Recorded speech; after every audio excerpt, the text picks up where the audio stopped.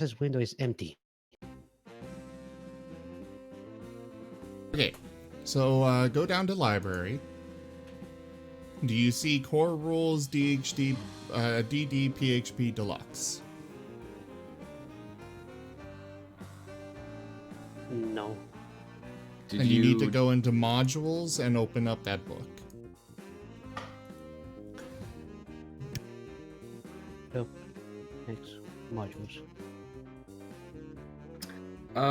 Just a quick question, because I decided to open modules as well to make sure I had everything loaded myself. Why do we have a module that's called 5e RPG memes? Because why not?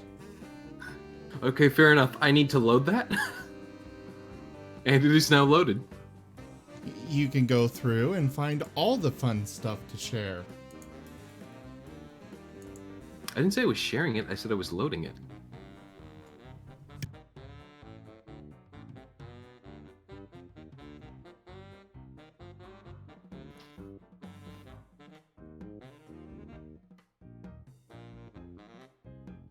Oh, there's a default fumble and critical hit table. Oh hey, I could run a 1-minute ad. I don't know why. Well, actually, I do know why, Okay. but you know. Okay, there we go. So now I'm very curious about these 5e RPG memes. Now that this is apparently something that we have.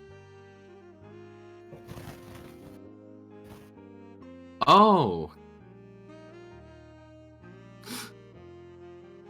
Okay, I see. It's literally just an image pack. I still love it, though.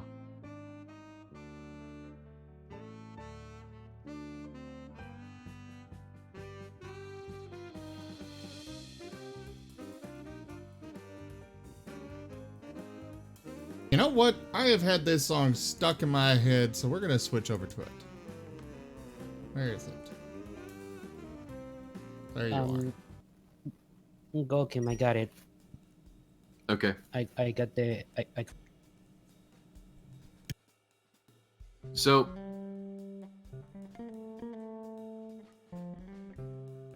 once you got the classes open, scroll down to Paladin, and then just take, grab Paladin, and drag it onto your character sheet. Which one? I have 4 of them.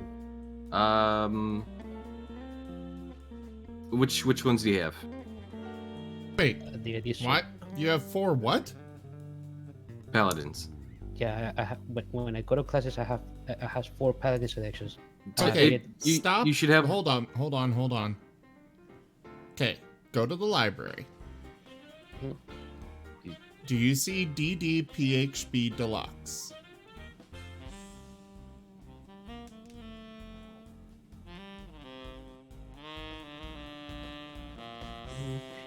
Yes. Click that. Then click okay. classes. Okay. I don't know where you were going before, but He was going into the classes tab, just the general classes tab. ah, I was gonna tell him to take the DDPBH and just drag it onto him. Okay, that wouldn't work. Now what? Okay, so now what I do? You click and drag the red dragon head onto your character sheet. You need to have your character sheet open to do this. Okay, it looks like it went through. And it should be giving you a notification if there's anything you need to choose or anything else you need to do. But otherwise, you're already basically leveled.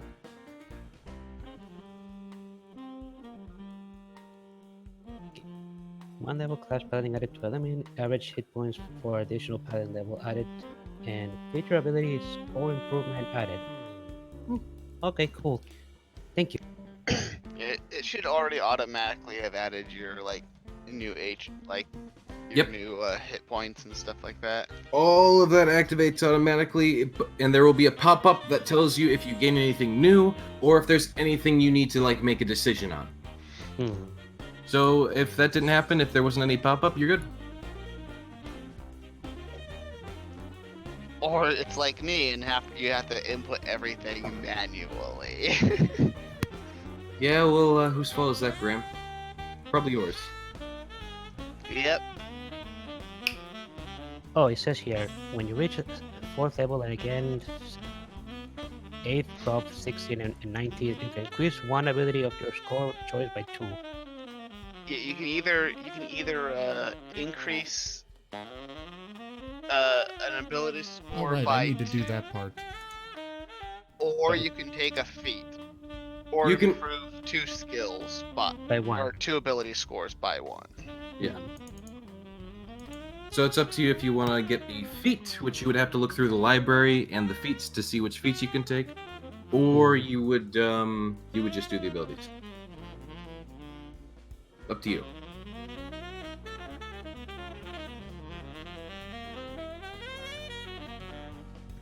Just inform me of which one you're doing. I'll just increase my abilities. Gotcha.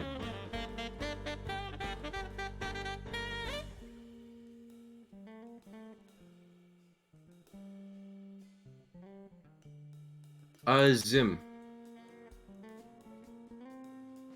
42. I need the image of Raharu. I gotta So make a that proper icon. I have it, I for just him. don't know how to... I mean, if you just send me his image in general, I can make it real easily.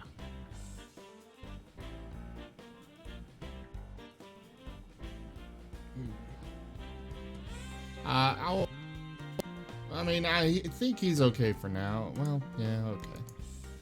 We've kind of been going a few days without. We also need to change the background image. I'm aware. It's all. The thing is that Fantasy Grounds is a little finicky on that stuff.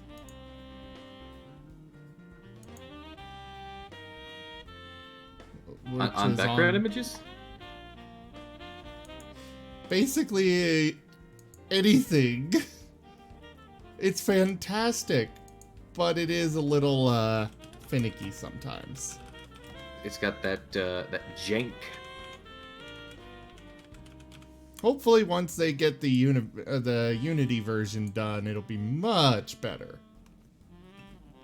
Raharu has sent me an image of his boy.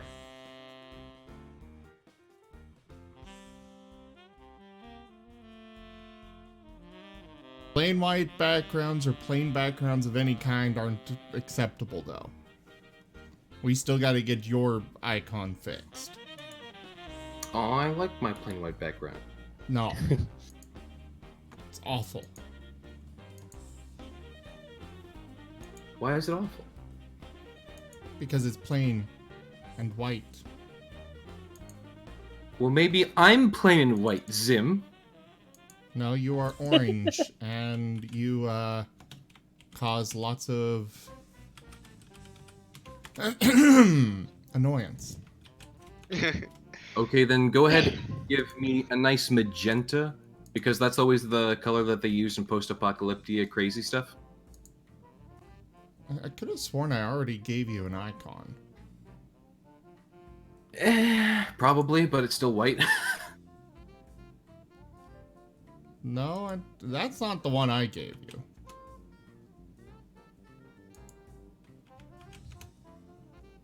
We'll worry about it another time. Okay, fair enough. Let me go ahead and give Raharu his thing. Let me open up MS Paint to give it a proper background. Oh, no. Why? What's wrong with MS Paint? I'll put it together. Just I'm just gonna take. I just will gonna take the fill. I will fire you out of a cannon. Hold on, I've almost got this. This takes 2 seconds. You could just give it to me or Chili and we could do something nice with it. So I've got a am I- nice so am I- background. It's a nice old paper kind of texture. I just recolor it. It's simple. It works. God. Never trust an artist.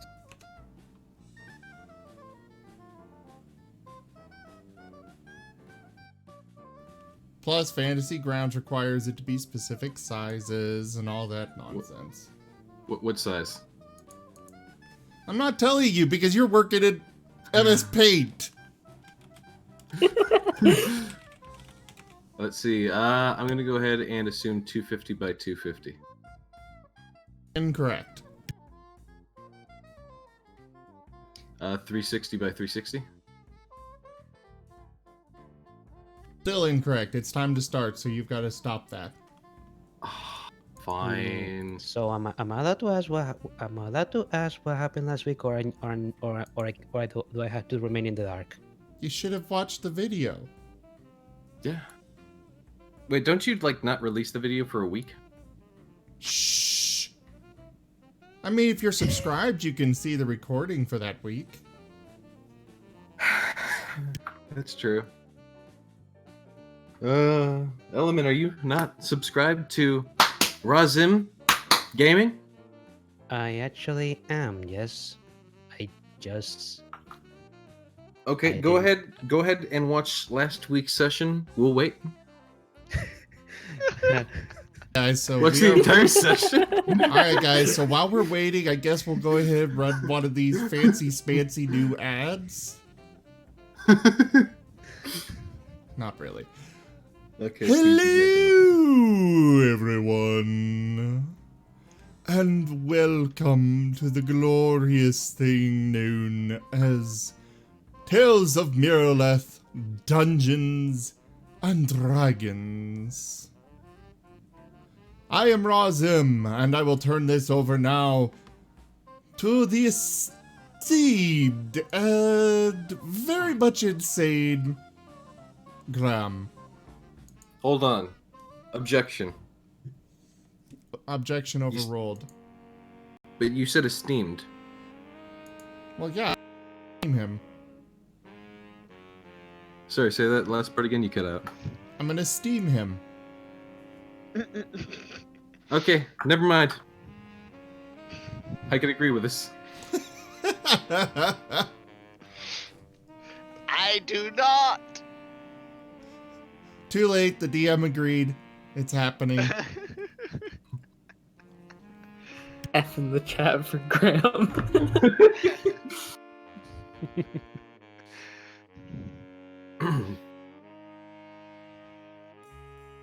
Now, quick question. It is relevant. Okay. Does electrifying the water he's in count as steaming? He's not in water right now. Are you sure about that? Fairly positive. I'm looking at the map right now. He is not standing in water at all. Well, yeah, the map wouldn't show the wonderful bathtub that I've put underneath him. You know, I know Graham is a little bit kind of zoned out most of the time, but I don't think he's bad enough that he wouldn't notice someone putting a tub underneath him while he's awake. You didn't roll strength first off to lift lift Graham. I just have to point out that he specified while he's awake. I mean, everything's easier when people are asleep, you know. Yeah, everything. Murder, theft, other things I'm not going to state for the record because it may cause some questions as to my character. But yeah, everything. Murder and theft didn't? What are you thinking about? I'm not gonna say right now. Let's move along. I think my men probably went to the same place.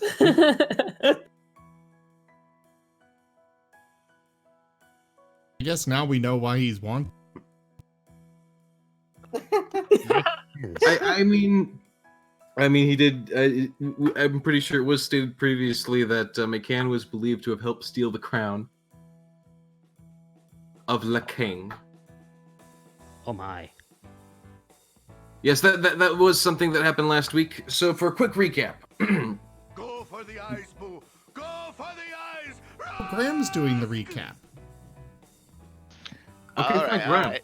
So, Graham, go ahead. so last week, we saved someone from being executed for stealing the king's crown, and Crag summoned an owlbear, which distracted everyone, and then everyone just kind of went off and did their own things.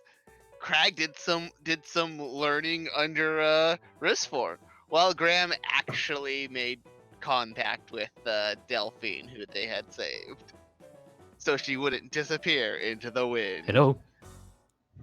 Yes, hello. Is everything good at Elman? Everything just went silent for a moment there. Okay. Well, in the middle of the explanation, Okay, where did he leave off? he left off at people just left at doing their own things, I think. Yes. So Crag did some learning under Risforn, and Graham actually followed Delphine across the roofs and made sure that she didn't just disappear into the wind. And they plan to meet her in Elra at some point. Indeed. Craig got smarter too. Yes, the entirety of the party seems to have grown a little bit wiser and possibly stronger from their travels in Miraleth. No. Risforn just became more beautiful. Ah, this is reasonable for Ristforn. Why do you keep putting a T in there? What tea? You said Wristforn. I don't have any thorns in my wrist. Uh-huh.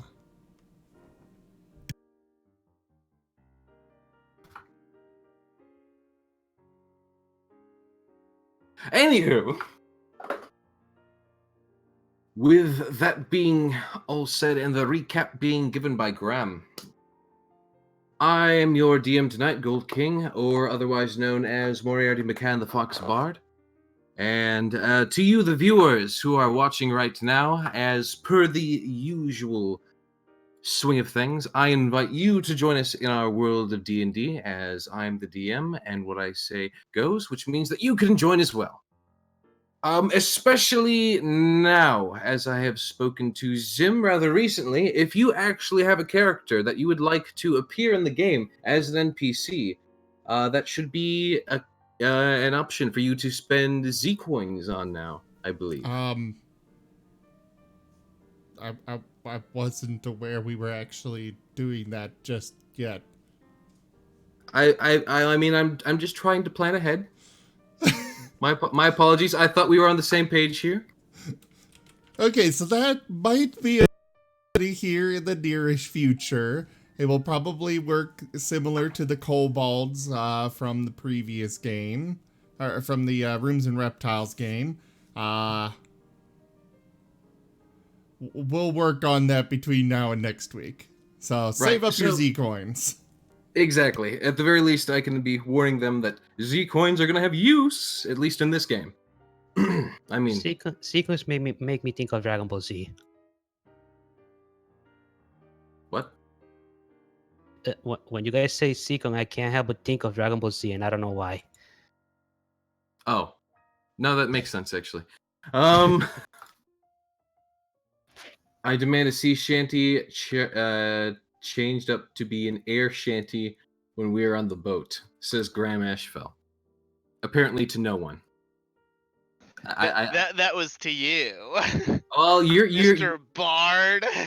I mean, you're literally sitting there right up next to the wall. Let me just get the map back up again, just to remind you guys where you're at. You're just kind of just sitting there, What would you kind do of with a standing. drunken sailor? What would you do with a drunken sailor?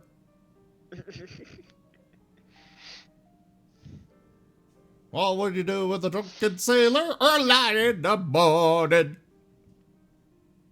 Way hey and up she rises, way hey and up she rises, way hey and up she rises early in the morning. Anywho, You know, the song was Way Hey Nuptials Rising. what?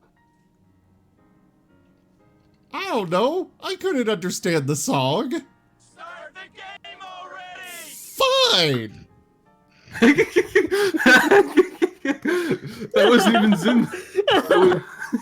That wasn't even Zim that time. Okay, anywho. There. As here, we last. You want a game? Here, have a battle royale. I will make you all fight to the death. Including yourself. Anywho, while the battle royale is raging on in the foreground, the party had last left off. In the midst of the front gates, they were generally looking around. From my understanding, at some of the situation that was going on out there, as there was, of course, as you see there, we have the checkpoint set up, in which I forget his name actually. The magical. Well, real quick before we continue, Yes. Risform would like to go to the checkpoint, save his, so he can load scum. I'm sorry. Say again. Risform's gonna go up to this checkpoint and save his game. Unfortunately, this game does not have a save. You're currently running hardcore mode. But it's a checkpoint. Those are always for saving. Also, Zim, Graham would like to congratulations. see a mouse doing something inspirational for determination to save his game. Wait, what? Oh hey, I won the battle royale. Yeah, I was about to say. Winning the battle royale fills Respawn with determination. Yay, I save! Now I can save scum. No, you can't escape. You cannot save scum. You're running hardcore mode.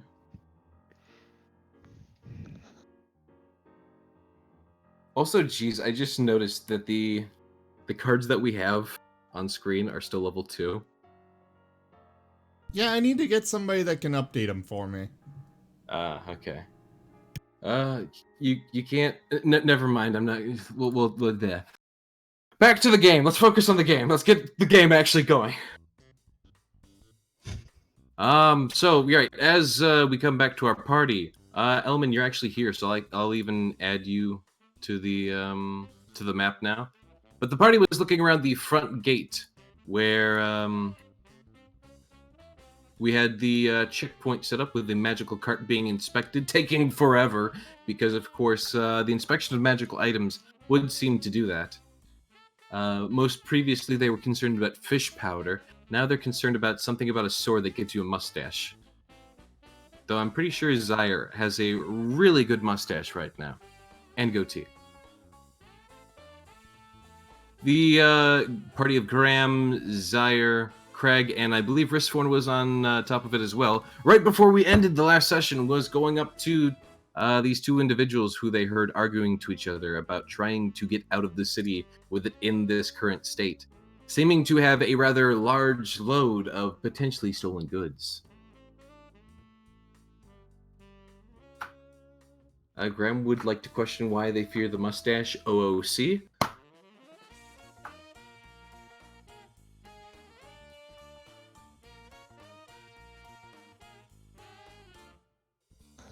Let's continue. Go on, you can do it. I can do what? Continue. That was it. That was the end. All right, the campaign's over. Let's go.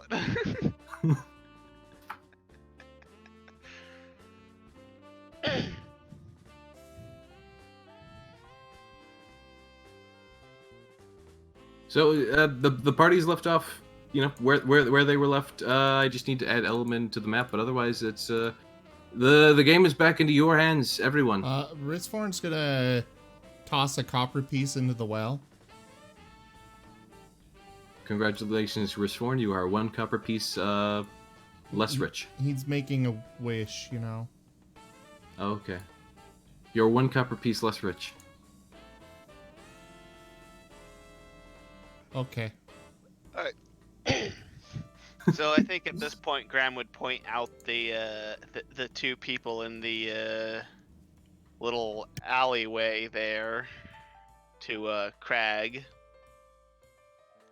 since they were the ones wanting to smuggle something out, and Crag knows how to do that kind of stuff. Crag has skills secretly.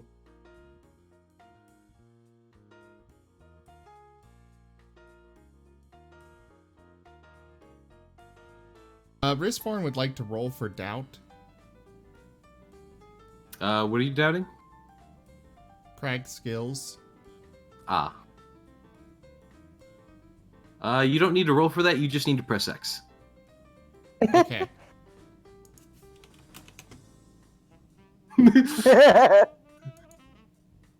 Craig, Risforn doubts you. Crag does not notice.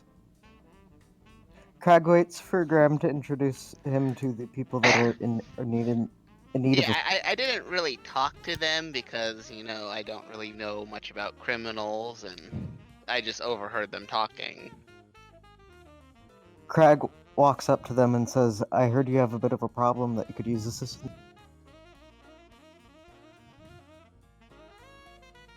The 2 individuals. I assume you're moving. Where are you moving, Craig? Are you talking to? Somewhere. Okay, there you go. Okay. The 2 individuals kind of both look to you and kind of try to occupy the same space as they kind of like skitter back softly, kind of surprised that you're just like suddenly there and offering yourself, you know, as potential help. The crow boy is holding the knife out to you.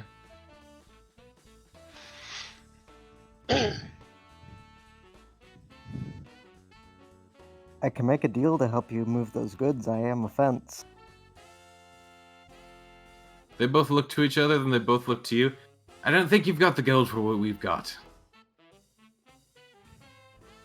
What do you got? I'm not telling you. I don't know you.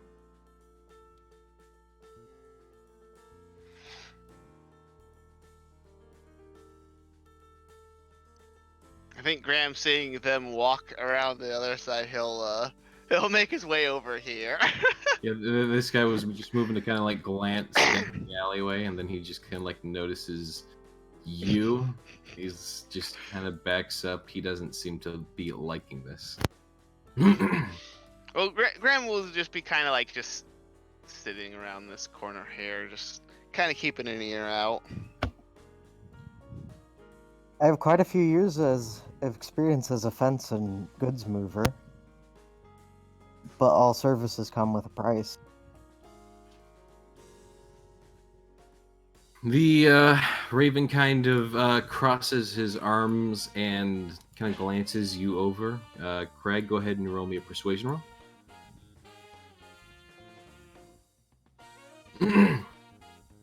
He gives you a look and goes, all right, listen, if you can get us out of the city without anyone noticing or checking our pockets or anything like that, then we'll look into sharing something with you. Look into isn't a very good guarantee, especially since you seem to be carrying something of high. Well, I don't even know who you are. I don't know what you're going to be trying to do, and I don't know if you can get us out of here, so I haven't seen a guarantee of your abilities yet.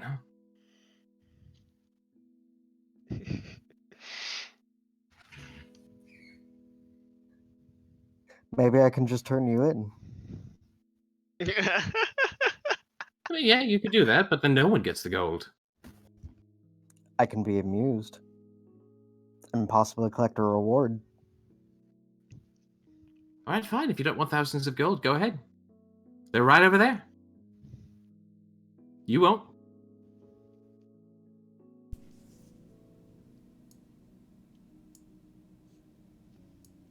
Risshorn's gonna wander up. Hey, what's going on?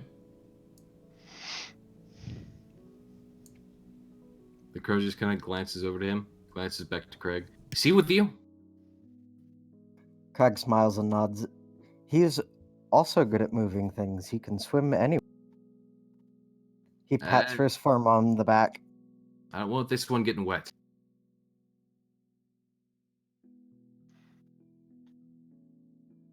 Honey, I'll get wet and slide all over you.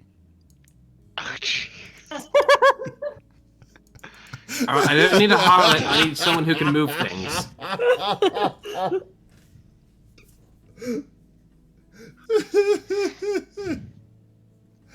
Turlix, for that particular influence, you'll need to talk to the DM.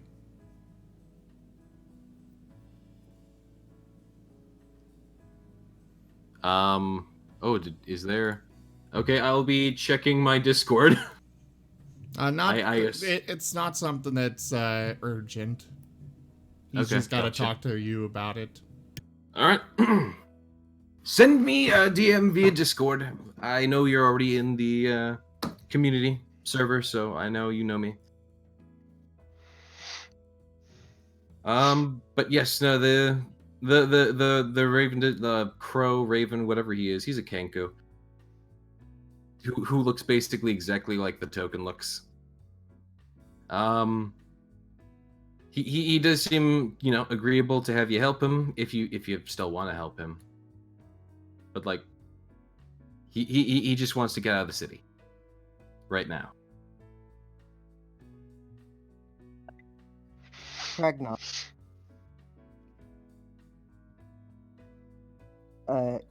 He looks over to Risforn, who's currently the leader, right? I mean, you guys sort of set up this whole idea of leaders and whatnot. No, you made us choose a leader. I mean, but like, you know what? Yeah, it's up to you how much you follow who is leader. And I'm gonna be honest. At the time, I'm still not sure if they let you be the leader out of a pity vote or Hey, he has proven himself. Fair enough.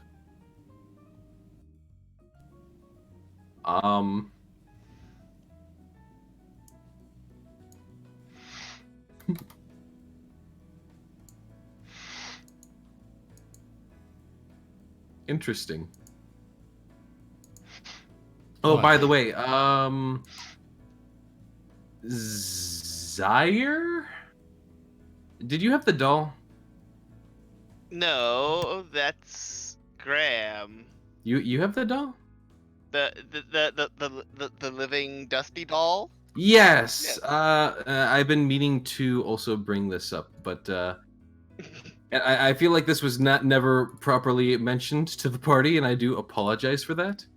But you guys do happen to have a doll that kind of occasionally crawls onto Graham's shoulder.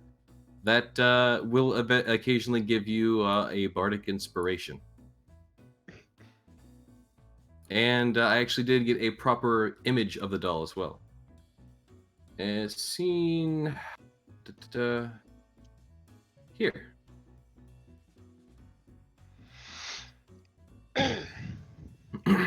Aw.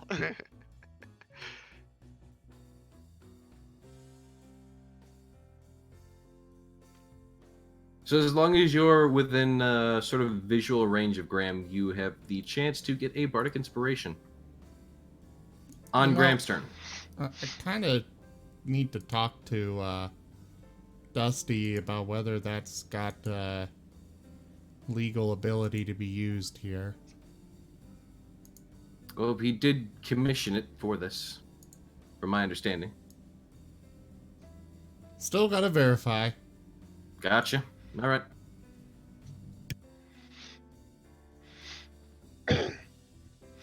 Well, Graham will kind of walk up and be like, I could probably help them with a spell that I have, but also I need to know what they're trying to move before I do it. all right, listen, how about this? You help us get out of here. You can come to us to Farah, where we know our fence and where we know we can turn this thing in for the proper amount of gold. And we'll let you in on a cut of it. How's that?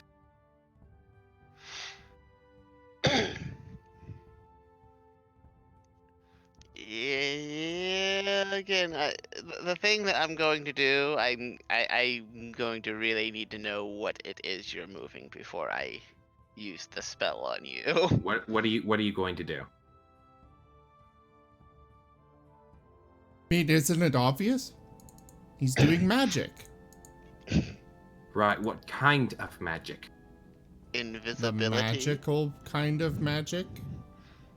It's gold. It's gold. You're moving gold Yes. to sell for gold. Yes.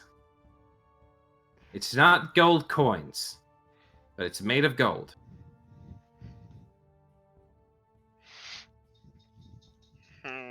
Is that enough information for you, Magic Boy?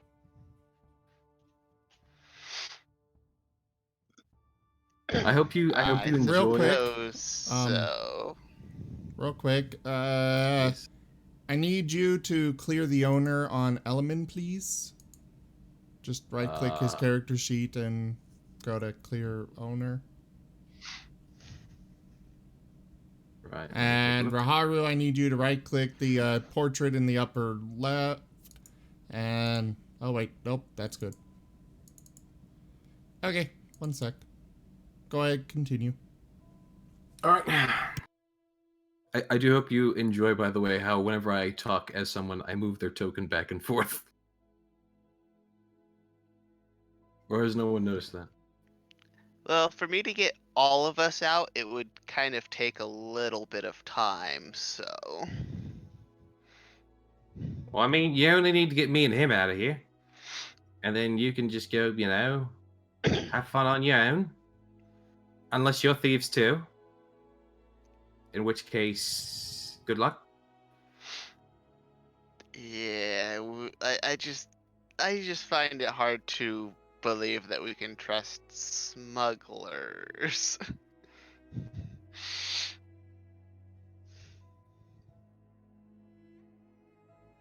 Kind of imagining the dusty doll going, criminals! The Dusty doll is currently kind of like cowering Graham's hood. See? I know nothing about Dusty's character, by the way, so I'm going to be completely winging it.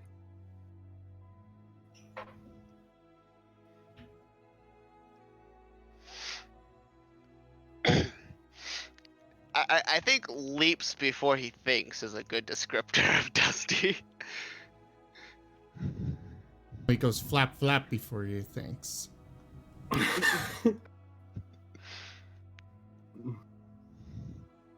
He's the other bad.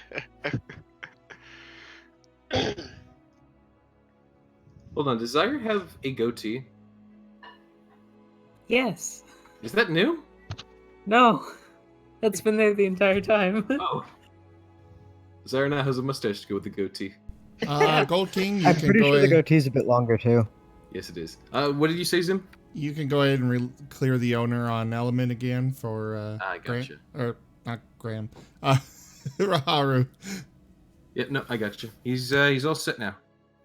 He's got that brown background.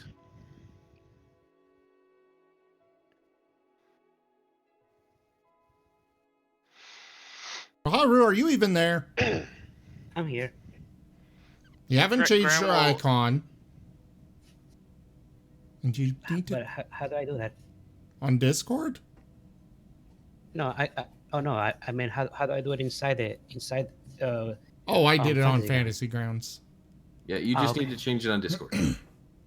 I do it on my end because Fantasy Grounds does compress them a bit, and when they get sent to you guys, so it's just better if I do it. So the highest quality one such that it is on the stream.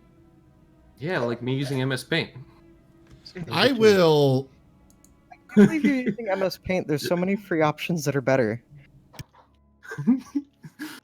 I don't think you understand how how lack of knowledgeable I am. Get Krita. I don't know And- what that is. Hate yourself for a little bit while you learn it, but get At Krita. the It's very worth it. least, get GIMP. Like, come on, man. Oh, I do have GIMP, but I use it instead of Photoshop. Get Krita. Krita. Get it. Learn it. Don't ever touch MS Paint again. Uninstall that. Today's episode of Fantasy Grounds is brought to you by Krita. I have no idea what it is. Krita. If you can afford Clip Studio Paint, get that instead. But Krita's free. Okay. Anywho, what are you guys doing with the two thieves here? Graham looks at the party. Okay, Looks to the. sorry. Graham looks to the party. We'll leave it up to you if you want me to help them. I don't mind helping them, but if they don't give us our cut, we will see them. And we see them again. We should definitely beat them up. Yes, We thank can you. use I'm good at Snowy reading. to get- Can We can use Snowy to get some of it on the airship, can't we? They don't. They as a reminder, as far as the airship is concerned, that is in the middle of the main sort of guard training and barracks area, and they are trying to go to Farah, not Elra.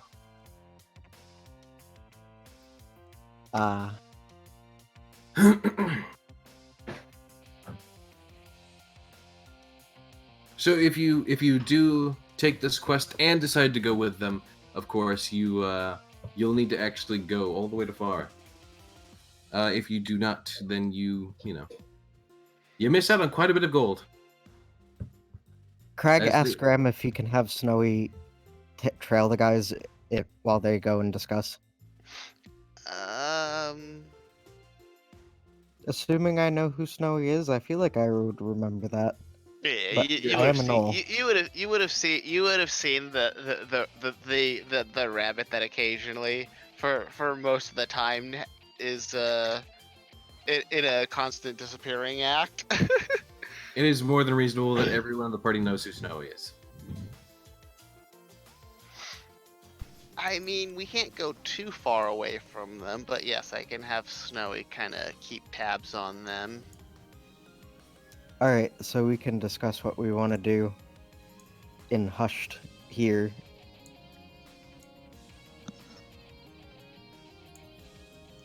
Just Can hurry we up, alright? back I don't up want- real quick? Out of character. Can we back up? Why the hell are we helping these criminals? I'm a fence. That's Because not an Graham- answer. Graham thought it would be a good source of money, either that or if they were trying to like move something like drugs or people, then we could probably turn them in for like a reward.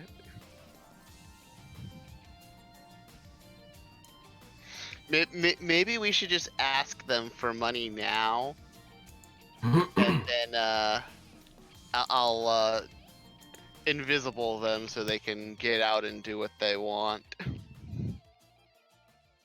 That works with me. We could use the extra Since gold. we don't want to go with them all the way to there.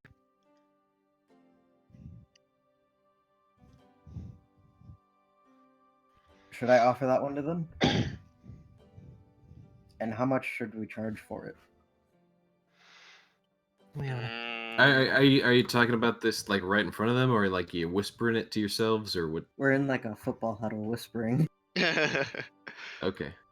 Then really quick, I'm gonna make a check on the thieves. Yeah, so the thief kind of like moves over and says, "We don't have a lot of gold." He kind of just says over your shoulder, having clearly been eavesdropping. Yeah, we definitely can't go. We definitely have other things to take care of besides going all the way to I've got Falra. 10 gold on me. You want 10 gold? Is that good enough for you? No.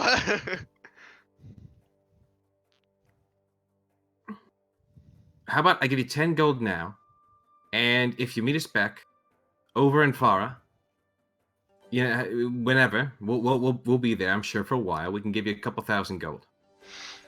Hey, I need to check the map and see where it is, cause we might just be able to be like, if we don't find this much gold at that, like, just leave it with that one town. Tell them it's for us, and if we don't find it there, we hurt them. If we ever see them again. Oh, what the hell was it? I think it was like, yeah, Ventinolin. Yeah, Ventinland was the main sort of trade stop that seemed to be between cities. That had a nice booming tavern, but really otherwise it was just farming country. You are the heroes of Ventinland. Which is why I'm pretty sure that it'd be safe to be like, these people leave money with them, and we would be able to pick it up later. But Graham just kind of shrugs. Not really caring one way or the other if they help these guys, but also clearly not interested in going all the way to Farah.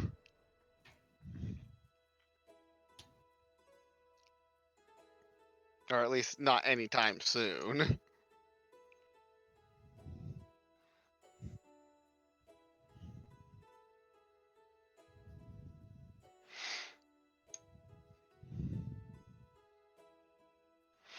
How long of a trip is it to Farah? It depends on how you're traveling there. Okay, well, I'm assuming we'd probably be on foot since we can't use the river. It took us most of a day to get from Ventonland to Fortitude by And river. that was by river on a boat.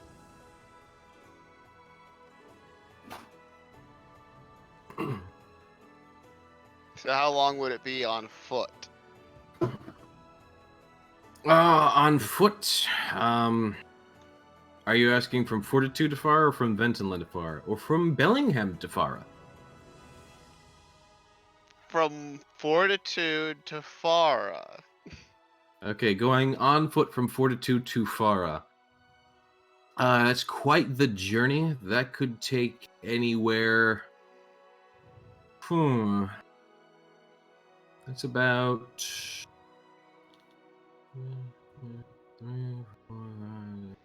That's about a week's worth of travel.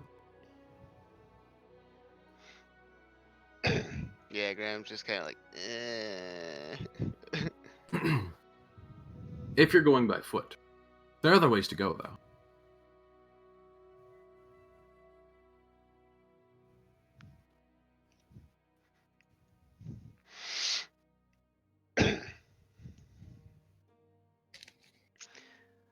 Like I said, he'll leave the decision to either the party and or party leader if the party as a whole doesn't decide something. Because Graham just doesn't really care either way. I'm not sure if I trust him. Can I roll an insight to see if they're actually You can. going? I will never say that you can't roll something as long as you're attempting something reasonable within it. All right. Boop. These guys seem legit. Greg shrugs. They'll probably give us the money. That's assuming they survive. And if they don't give us the money, we can always kill them. Okay. But I'm gonna also just for the hell of it, I'm going to take that 10 gold. He hands it over graciously. The widest kind of smile his beak can.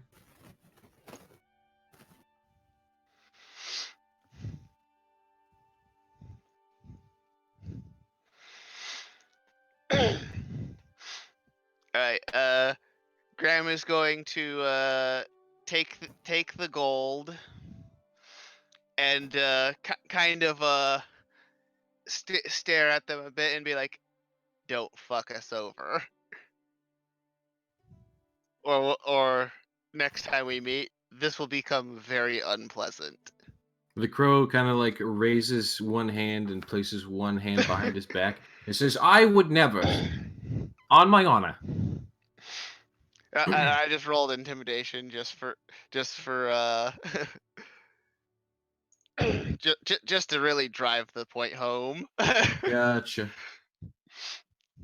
He does seem to be mildly kind of frightened because you're so small yet somehow so demanding.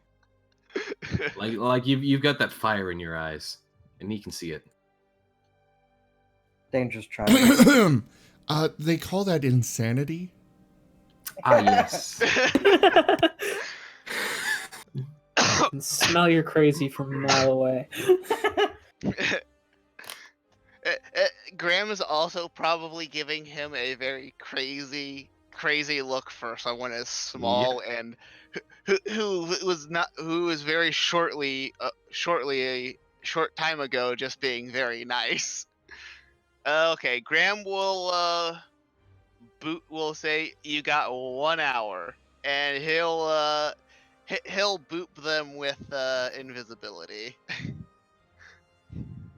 All right. You're using both your spell slots. Yep. All right. They both become invisible then. Boop. Go. Click the. There we go. And then like you hear like the footsteps of the This frog side-eyeing us, and it's making me nervous. Yeah, no, he is. You're all kind of congregating right there, and he's just like casually like, hmm. Hmm. He's even got that look on his face where it's like, hmm. That would probably worry Graham more if he had any respect or sense of like this city having any kind of authority.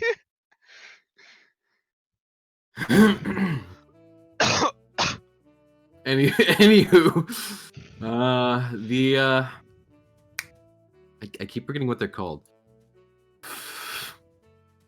The bird. Kenku. That's it, Kanku. Thank you. Aarakocra? Something. The Kenku, you can hear him like his footsteps as he like waddles around the party, sort of, and just goes, "All right, thank you. We'll be in Farah. You just just come look for a knife and knife." Craig nods. All right, Jerry, where'd you go? Jerry. And before too long, the footsteps kind of, linger off, and the two are no longer to be seen. Before they leave, Graham says, "Holding hands might help." I don't know him that well. Well, And here the two of them seem to be more or less gone for the moment. I'm pretty sure actually, Graham, with your whole sea magic thing, you can still see them, can't you? I don't think I can see invisible. I don't think I can actually. I think I would be able to get like at best like a general location, but I couldn't like pinpoint them. All right. With it. I think that takes like devil sight or something like that to do. Let me just Or being a bat and just letting off a good scree. Yeah, Let there me is that just check. too.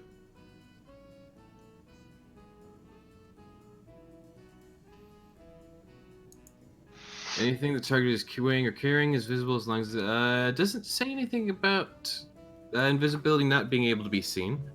And you have it's detect magic that lets you see this stuff, right? Yes. I don't think detect magic quite. I don't think it actually says anything about. Yeah, there's absolutely nothing in detect magic or invisibility that says you can't still see them. So for the sake of Graham, I'm gonna kind of put them back on the map where Graham knows where they are.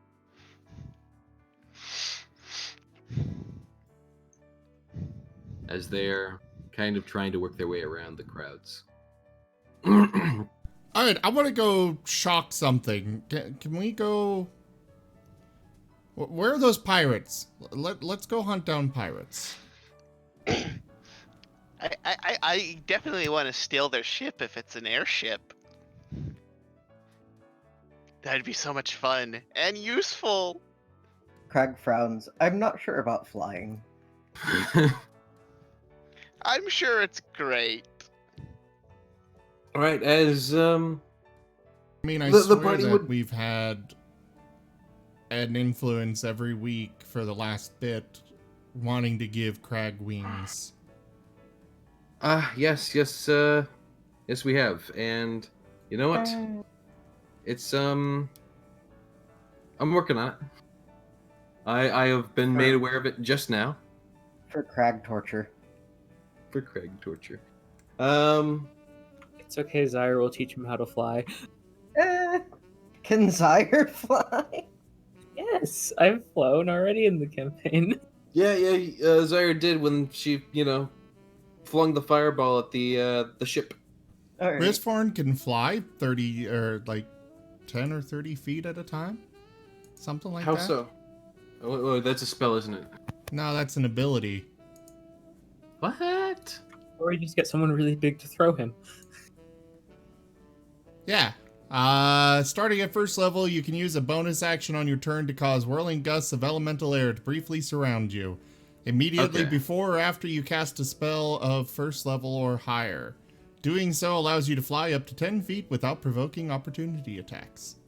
Okay, so it is magic related. It does require you to actually like channel magic and cast a spell. So there's magic. Anywho, so is the party heading off to the sort of main area that they were told of before, where the airship was? Yes, I do believe so. All right. In that case, you would be headed off to this location once I find it. Where is it? There it is. You'd find yourselves all headed through, eventually directed to this big old area here. It looks like a fortress from the outside as you walk up that sort of main road that has various poles and whatnot decorating. Risforn's going The to go road to the leading to it. amphitheater. Well, first you got to get through the entry gate. Risforn's going to fly over the wall. All right, Wristforn immediately alerts all of the guards. Roll for initiative. All right, you- fine. We're going up to the gate. All right. Some people don't know As- how to let us have fun. Well, I'm sorry, but if you just hop a freaking wall, a fortified wall, in the main training grounds of the city guard. Anyway, as you walk up to the main front gate there, marked off at number 1, from the map that the gentleman known as Midnight gave you. You would immediately see that there are 2 guards posted there, as per usual. The same guards that, of course, are the same guards you see everywhere else. Question. How tall is the wall? Like, is it like short enough that like we could actually see the airship? It's gonna be about 30 feet, but you do see the airship, off to the side there in like the number 5 area. Alright. At least you see the top part of it. It's kind of a balloon. I do have an image for it once you properly enter, assuming you do. FYI, I've got to run AFK, but I will still be listening. Wrong thing. Gotcha. All right, why are you... Gold King, keep an eye on your PMs. I'll message you with my input. Okay, gotcha. Alright, as they approach and Graham sees the ship, he kind of grabs hold of his head, looking a little bit pained, like, "Oh no, the ship's on fire!" And then he shakes his head and is like, "No, it's not." He seems very confused and slightly upset right now. Gotcha.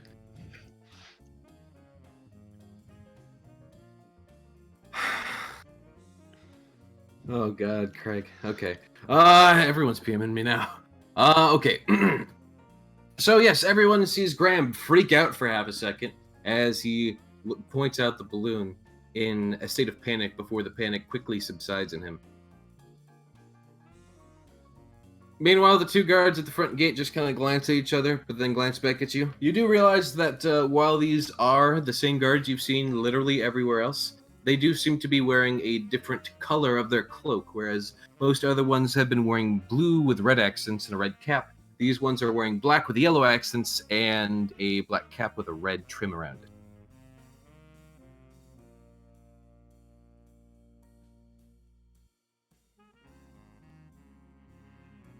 The two guards stare back at you. Dang it, Buzels. Well, this would have been like this would have been probably before we saw the guards, but I mean, Graham probably still looks a little bit shaken up. We heard you have some trouble with the airship. The guard kind of like folds his hands, kind of casually, like, wrist over wrist, casually hanging in front of him. Right, who told you? Well, we were trying to figure out the best way to get to Elra, and we heard there was some issues, and we thought we might be able to help out and maybe not have to pay a arm and a leg to travel there. Right, well, the Sky Tram's currently closed.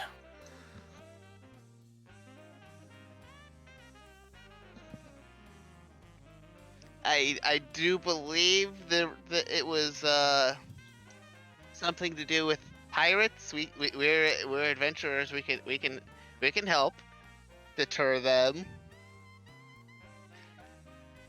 We already kind of did something similar when we first kind of arrived here in Miraleth.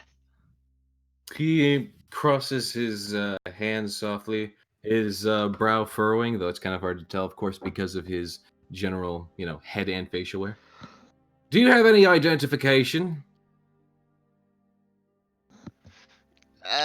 Did they get any kind of mercenary patch from the oh, what the hell is his name? Marcus Brenner. Yes. Marcus Brenner did give you some, some things that acted as emblems, but go ahead and give me a wisdom roll real quick. Another one. Craig Oof. points at his bear permit and he says, "I got this from the city." Right. All right, Graham. You feel as though the emblems in which you received are perfectly good identification. Meanwhile, the guard kind of looks to the bear and kind of leans in and says, "All right, the bear checks out. What about the rest of you?"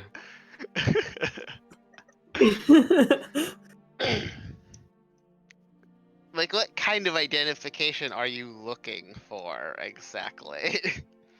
Well, I can't just let anyone in here. This is our main trading ground, so, well, it's a lot of things, really. We can't just let anyone in here. We're adventurers, and this is a land slowly being consumed by darkness. What the hell makes you think identification is a thing that travelers have? Well, most travelers don't have identification, which is why people with identification go here. You don't have any proper identification to be let in, so there's no reason to. And then he kind of like stops off as he's kind of arguing, and you you all very quickly take notice of clacking behind you, as there seems to be a horse-drawn carriage of high esteemed regard, at least in craft, as it's made with fine oak and gold, from what you can see, starting to pull into the front gates. And they go, Graham doesn't really. If Graham's in the way, he doesn't really. He doesn't really move out of the way unless he's like in danger of being run over. the horses do kind of like slow up behind the party, as it looks like there's some royal guards who are kind of hanging on the sides of the carriage start to hop off. So The two- then, where do we get this proper identification then that you speak of? the guard you were speaking to kind of shifts, like he waves his hand to the side. Get out of the way! You're blocking the gate right now. Let us get the royal carriage through first. Graham just kind of groans and waits probably about 10 more seconds before finally kind of fine. Go Moving on. to the side.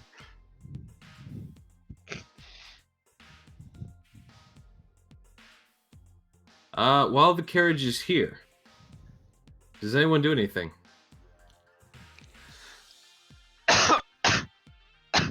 I mean, Graham really isn't interested in like jack shit that the royalty is doing, so.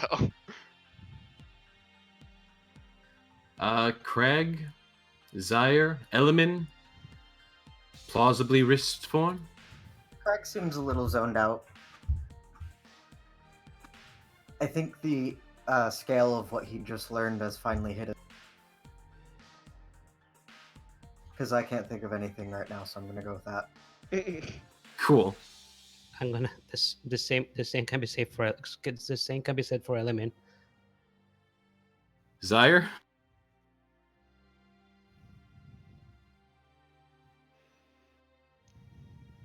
Craig's got that 1,000-yard stare.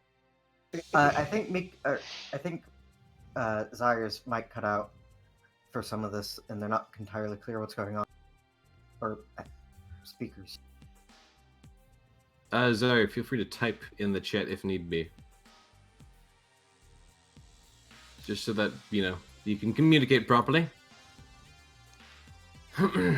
No, I just missed what was said from the internet being asked. Basically, there's a royal carriage with royal guards that's moving up to the front gate behind you guys. And the guards are asking you to move out of the way. And I'm asking if you're doing anything regarding the royal carriage while it's here. Probably just glaring at it. Zaire does not really care for royalty either. Gotcha. All right. Everyone, roll me an intelligence check. Oh no.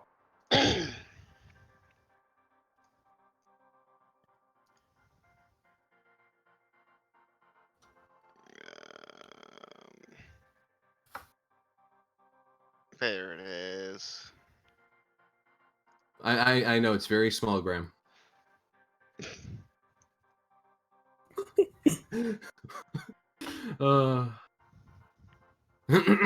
Okay, Graham and Zaire. While the both of you feel as though it's hard to admit personally to yourselves, given the way this conversation is going, that carriage is probably your best way in.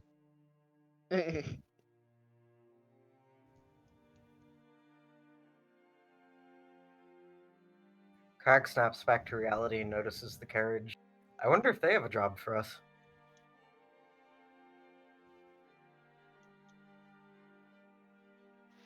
Graham still doesn't care. He's just waiting for the guard to tell him how to get proper identification to get in here, so they can do a job.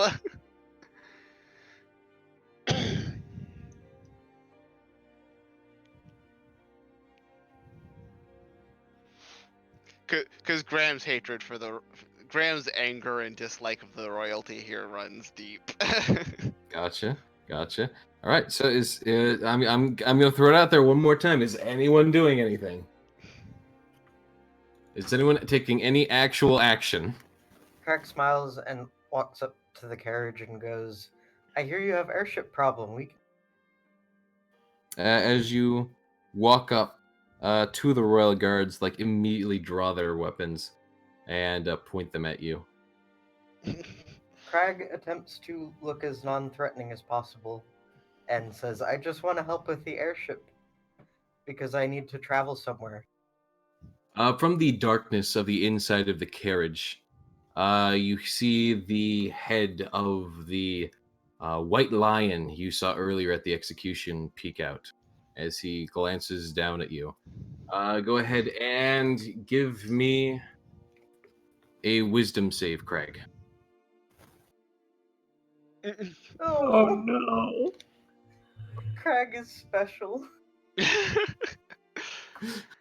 Craig, as his head pops out, you feel such a weird sense of terror as you realize who this is. That you just kind of you kind of freeze. You lock up as you just kind of lock eyes with this individual. His eyes almost seem to glow a soft blue as he almost seems to gaze into your soul.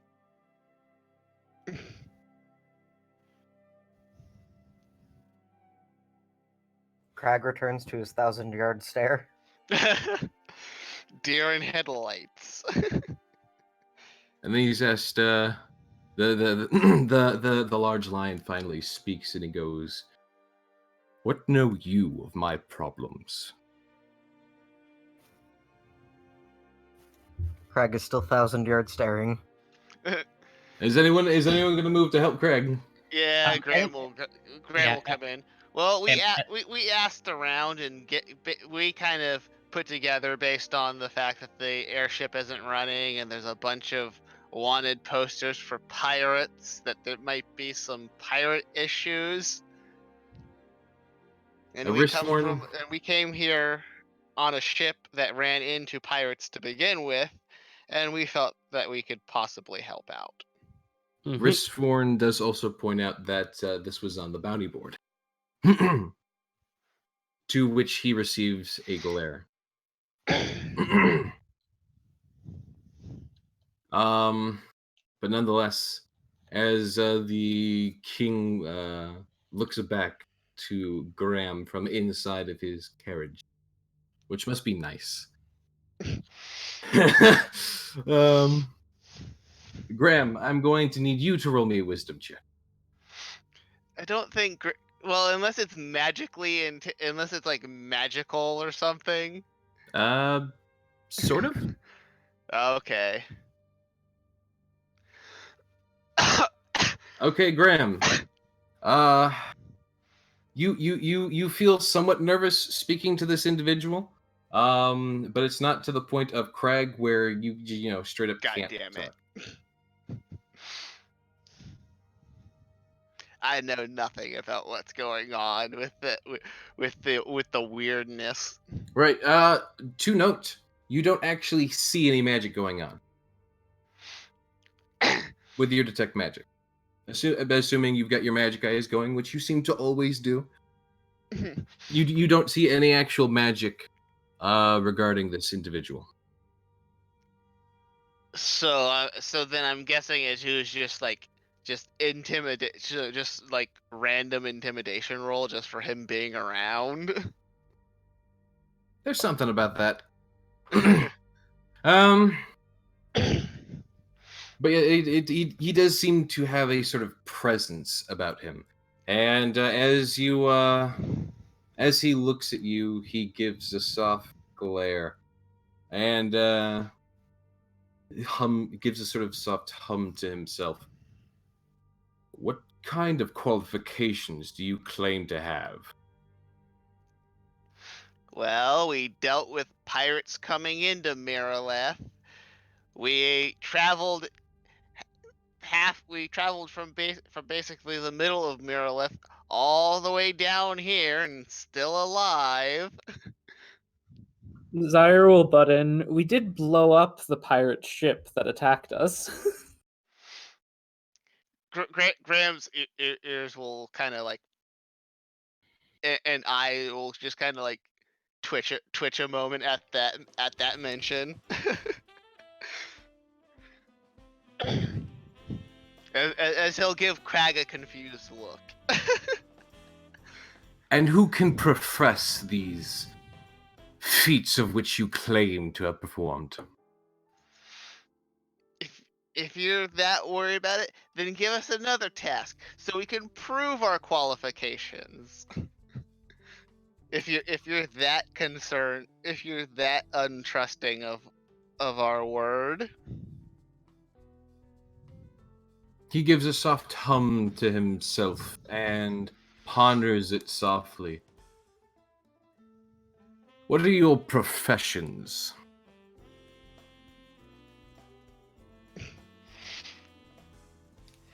Graham kind of has a really look on his face because he already described that they were adventurers who were part of a mercenary band who came to Miraleth. Right, but he seems to be. I mean, if you really want, you can roll a wisdom check to kind of further discern what he actually means. He's speaking more about your skill sets as to like what each of you are good at doing. Like what are your jobs within the, he doesn't expect you all to just be a bunch of thugs. Well, I am good at magic and swords. We also have Ristforn, who is very good with magic. We have a paladin, what was Zyre? Zyre was a druid, wasn't he? We have a druid. We have a bear. We have we have Crag, who is a ranger. Something. He's something. He's something. He keeps the bear in line, kind of. All right then. I'll tell you what. I'll give you a task. If you can complete one of these tasks of which I give you, I will allow you to see what you can do about these individuals who have been stopping our ships.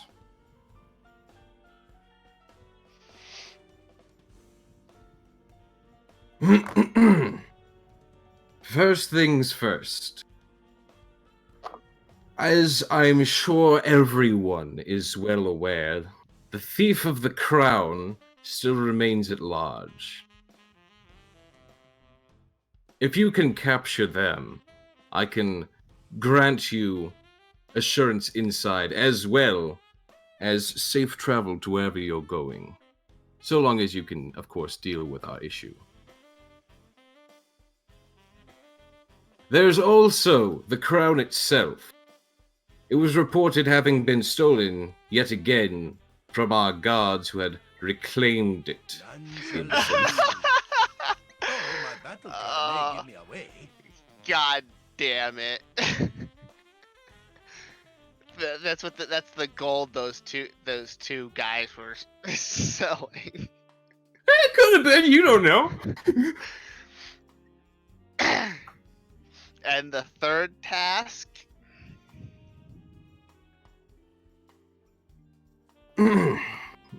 The third task is a bit greater of one. I doubt any of you, would be able to find it. Also, I'm receiving DMs. I'm guessing that's risk 4. Minor Thelio okay. I'm back.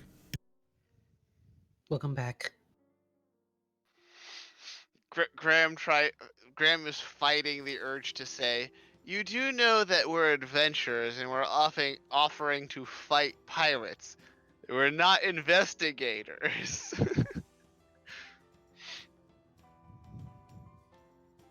Well, my apologies. I don't Well, exactly he didn't have. say that. He's just thinking that and just Oh, really okay. like having to bite his tongue not to say it. Right. So, yeah, the final task, which I doubt any of you would be able to do anything on, and if you do, perhaps I could even praise you as heroes, is to find me any information regarding the vigilante known as The vigilante known as what? Midnight. Ah,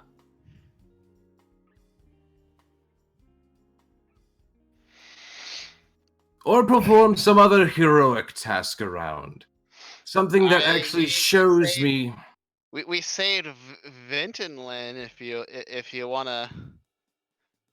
As you actually are about to say that, a black horse, I think it's a black horse. Yes, there's a black tabaxi riding a likewise black horse, makes his way past, and he glances over to the party, and he raises a cap to all of you. He, from the looks of him, you can tell he's likely a bard as he carries some instruments about him. And he says, "Oh, hey, I've heard of you guys. Nice to see you." Hello.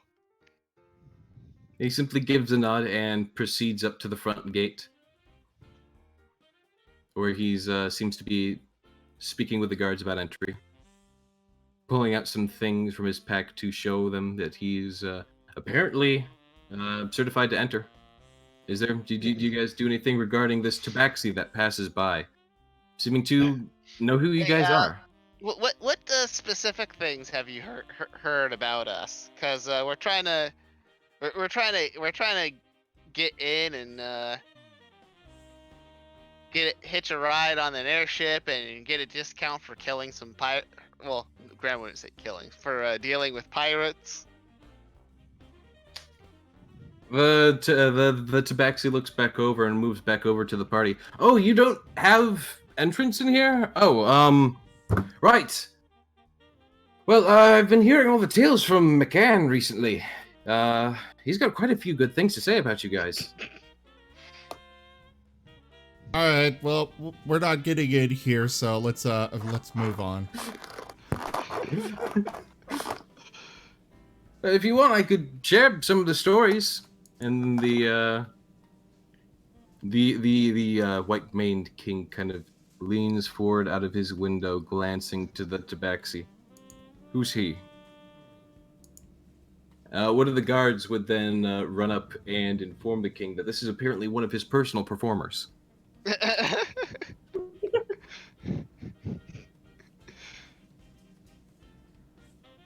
He gives a soft hum, and then rolls his hand as though telling the tabaxi to proceed. The tabaxi would then begin to relay the apparent tales of McCann and how, the party had ran into him at Ventonland and how they had saved Ventonland as well as cleared out the manor of Estebar. That alone seems to surprise the king slightly. He does go on saying about how they then visited this town here, and then he kind of like cuts off as he's like, and then they did nothing. They've simply been enjoying their time here. I was really hoping he wasn't gonna be that stupid.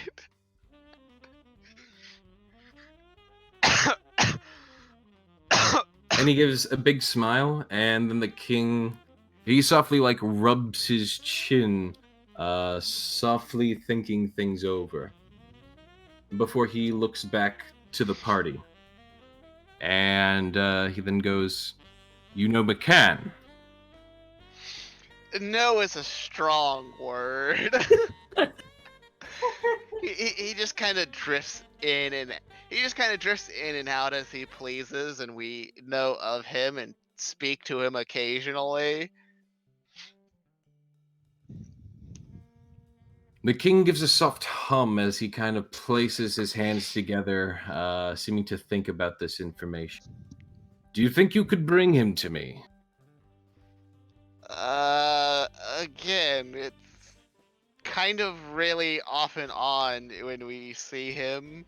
So I think we haven't seen him in at least what has it been, like a week or two now? It's been about a week, yes. You last saw him at a tavern near the front gate, and you specifically tried to avoid him. Risforn will walk up and be like, absolutely, next time we see him, I will happily bring him in.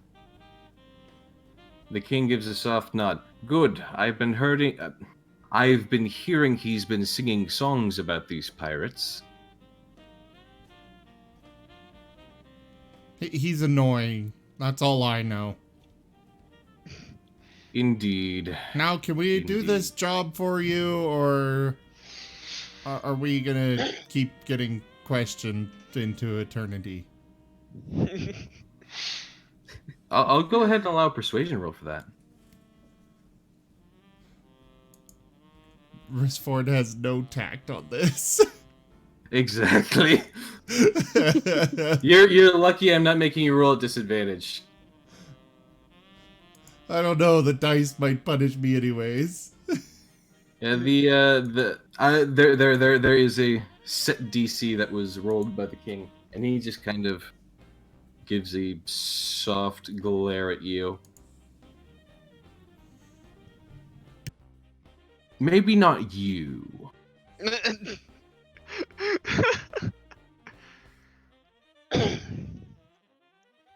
Risforn will shrug. Well, I know where my talents, and I know what I can do, so I will take them elsewhere. Have a good day, your sire. And he will just start walking away from the fort. The rest of you may proceed.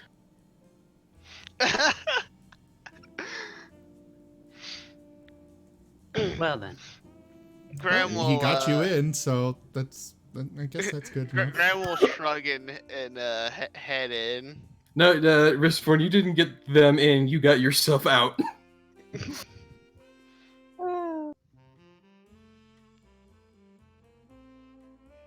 Like, it was a decent roll, but like the sarcasm that you had with it, I had to make you roll. I'm sorry. He doesn't like being addressed like that. So the rest of the party, save for Ristforn, I'm guessing Ristforn's going to go read a book. But the rest of the party proceeds inside of the sort of front gate lock area with the royal chariot in tow and the black tabaxi bard, who seems somewhat excited to be with this party right now. Graham would be like, "Thanks for helping us out back there." And then the tabaxi bard gives a soft nod and a tip of the hat and says, "Anything for friends of McCann?" And you're all ushered out into the sort of main area, of which is marked on the map of yours as the main training field from the map that was so graciously given to you by the Thief Midnight. Graham, you have made a wisdom save. I don't know what for. I'm making it for myself to see how Snowy whispering in Graham's ear that he helped kill a bunch of people on a ship is going. Okay. By the way, feel free to let me know before you roll. Otherwise, I'm going to simply point out the roll and wait for you to explain it. Because I am watching the chat, as I don't know if anyone ever wants to specifically type something. Anywho, as you get up there, you do see the main ship that is being prepared to head out into into the air. Where is it? I literally had this. Kai is pushing Crag along. I think he's still a bit out of it. Is this better? I was told my mic is bad. Yeah, that's you sound fine. Alright. You sound fine. Let me just. There it is. Finally. I don't know why it was that hard to find, especially when I know the name of it.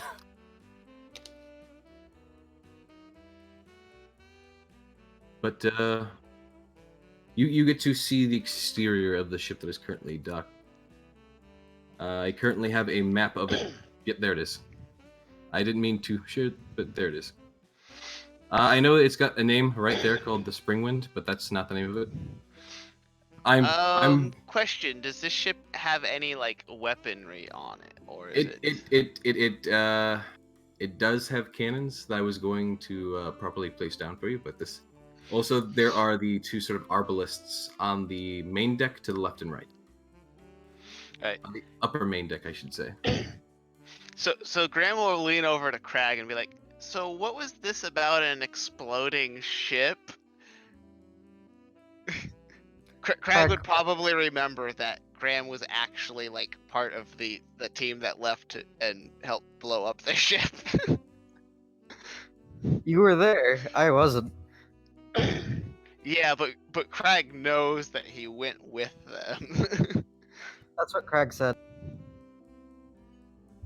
This Crag match was looks back ready. at the ship, if I remember correctly.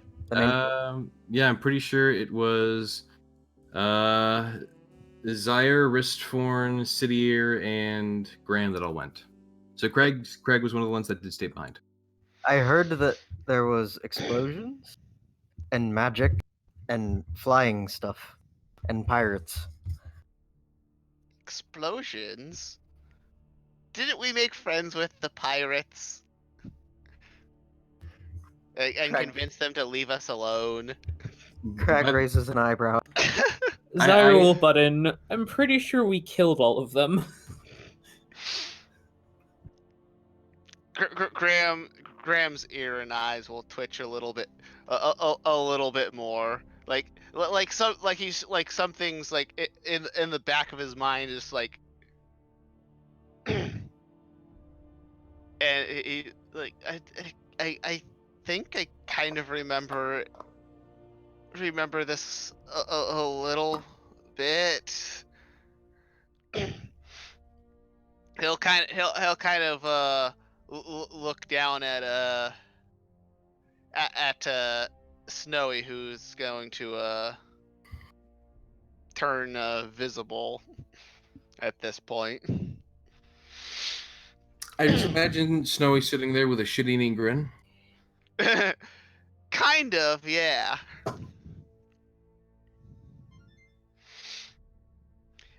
And Graham is slowly kind of looks like he's descending into madness at this point. Like his grip on reality is kind of breaking apart. Graham, the 13-year-old child, is not okay. I mean, he is 13, but again, like for his people, he'd be still technically an adult. He's just a kid for everyone else. Yes, Graham, the 13-year-old child, is not okay.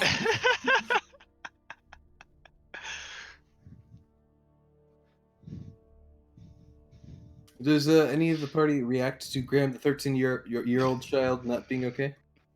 Crag gently pets him on the head. Pet Kai. Kai makes me feel better when I have trouble. Risforn isn't there, so Yeah, Ristforn can't give him shock therapy, unfortunately. Ristforn, what are you doing, by the way? Are you going out to try and complete any of the king's tasks, or are you simply going to read a book, get some tea, maybe go on an adventure of your own, blow something up? I mean, he knows that he can't really go on an adventure, so he's probably just gonna go read a book. He's gonna go to the But you do- library and look for more tomes like the in the series that he's the series that I cannot remember the name of right now off the top of my head. Magic and Magic Theory. He's gonna look for the other volumes. All right. That's going to actually take a It's going to take a roll. I forget which one though. Investigation. He can't. He'll go up to the desk and ask them where they are. I mean, All right. Well, it's just then the logical thing to do.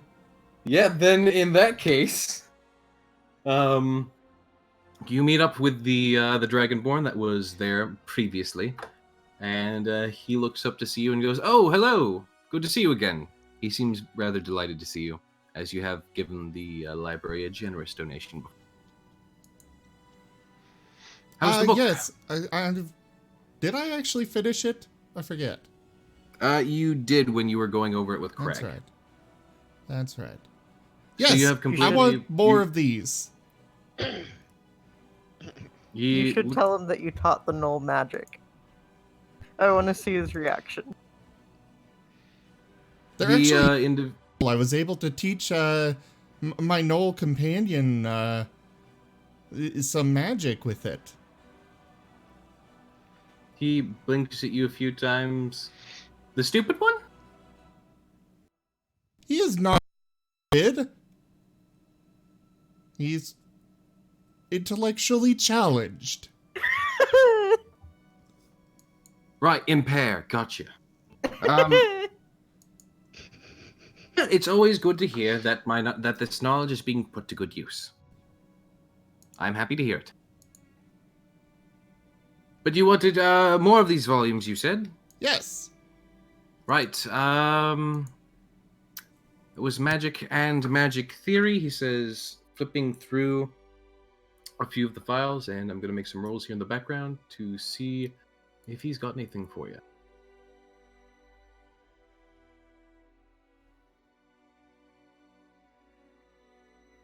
Okay. Right, well, it looks like we have two more volumes in the series. If you're interested. Absolutely. Show me to him. And he gets up and he begins to show you to one of them. One of them being, I need to make another roll to see which one it actually is.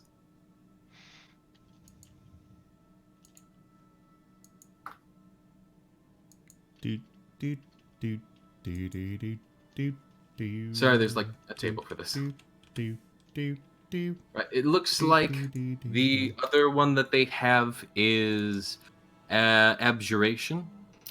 He's able to pull it off the shelf and offer it to you.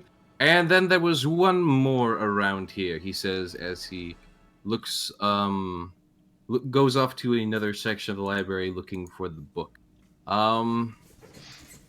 As you get to a certain section of the library, though, he notices that there's an area on the bookshelf that seems to have some sort of weird infestation of insects crawling over the books, and he seems to make a bit of a fuss over it.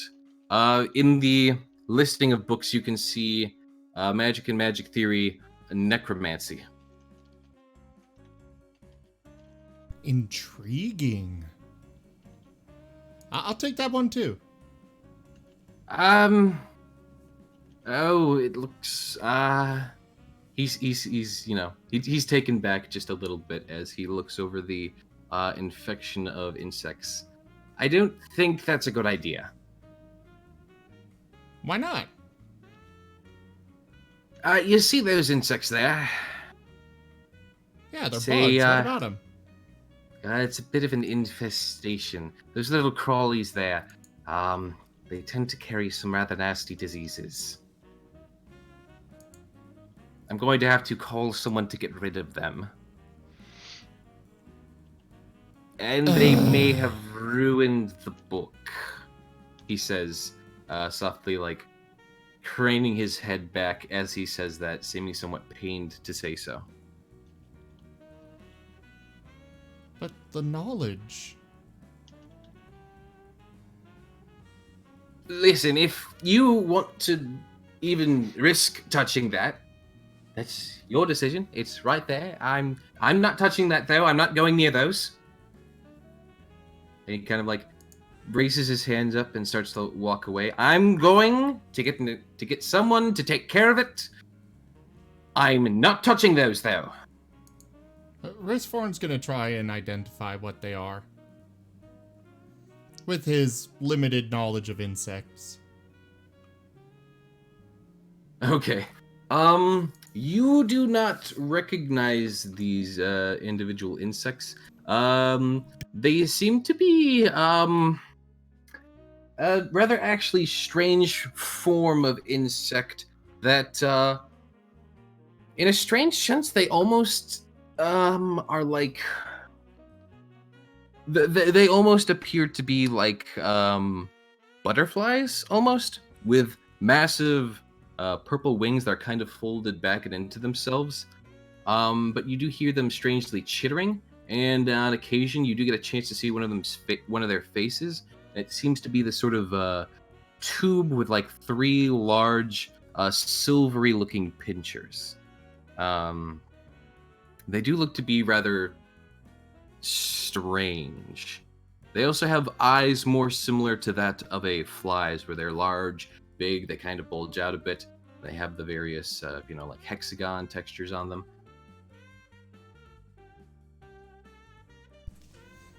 Real life, I am creeped the fuck out by this. Yes, that is in 100% intended. These things look absolutely freaking terrifying. What the hell are they? Well, you've never seen them before, and they certainly don't seem like anything you'd see on the mainland. I'm asking out of character, because I'm curious.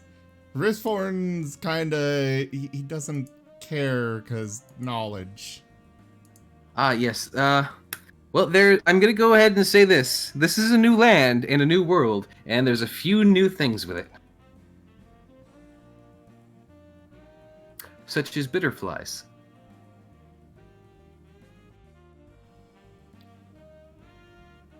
He is going to examine it for a moment, looking specifically for a good spot to grab the book. Alright, there's not really a good place to grab the book. There's this sort of weird purple substance that kind of covers this shelf of books. You can't really tell what it is, but like every now and again, one of these creatures will like crawl out from between one of the two books, skitter over and crawl back in between one of the two books. As far as you can tell, you can give me another nature check if you want to sort of discern what exactly is going on here from a sort of logical perspective. All right, you believe that these creatures have used this bookshelf to form a nest. Disrupting this nest could very likely set off a swarm.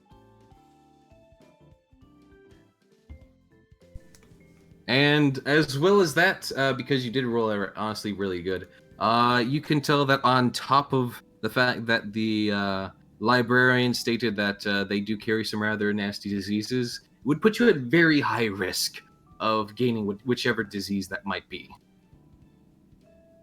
if you were to be attacked by a swarm. And continuously attacked from basically all angles, all over your body. He frowns, thinking about how he could probably easily deal with it with some lightning and stuff, but that would have collateral damage in the form of destroying the books. So Yes, that he is will the unfortunate. sigh sadly and wander off with his only prize.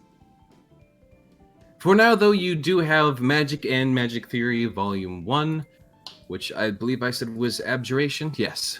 Yes. So you do have the first volume. Well, he will go find one of the couches in the library, settle down, and begin reading. All right.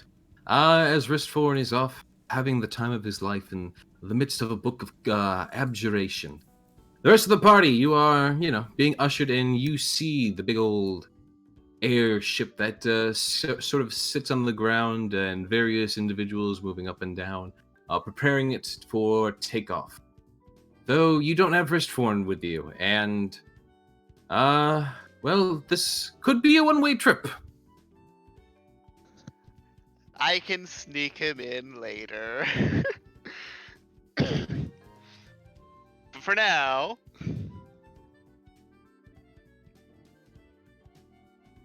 The king is actually still there, and he's stepping out of his carriage now and seems to be moving towards the ship with his hands behind his back. With a bit of, his sort of regal robes showing now. They are sort of long and tend to sort of brush against the ground as he walks forward. They're nice sky blue in color. Very large, very fluffy looking, with various white trim and designs going all about it. He, of course, has another sort of headdress on that resembles a crown, from what you can tell. And he seems to be looking over the ship as though inspecting it, and the various people who are going about working furiously. With, of course, his 4 guards standing around him, in a sort of box formation. What does the party do with this all going on?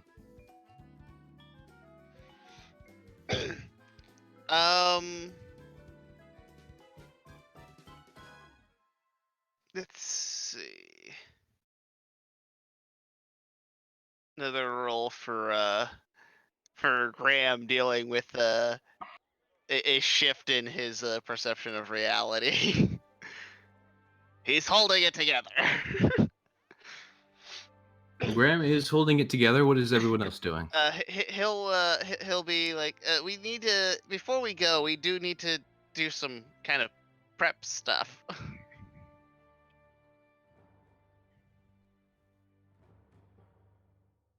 All right, everyone. Graham believes you need to take some preparation.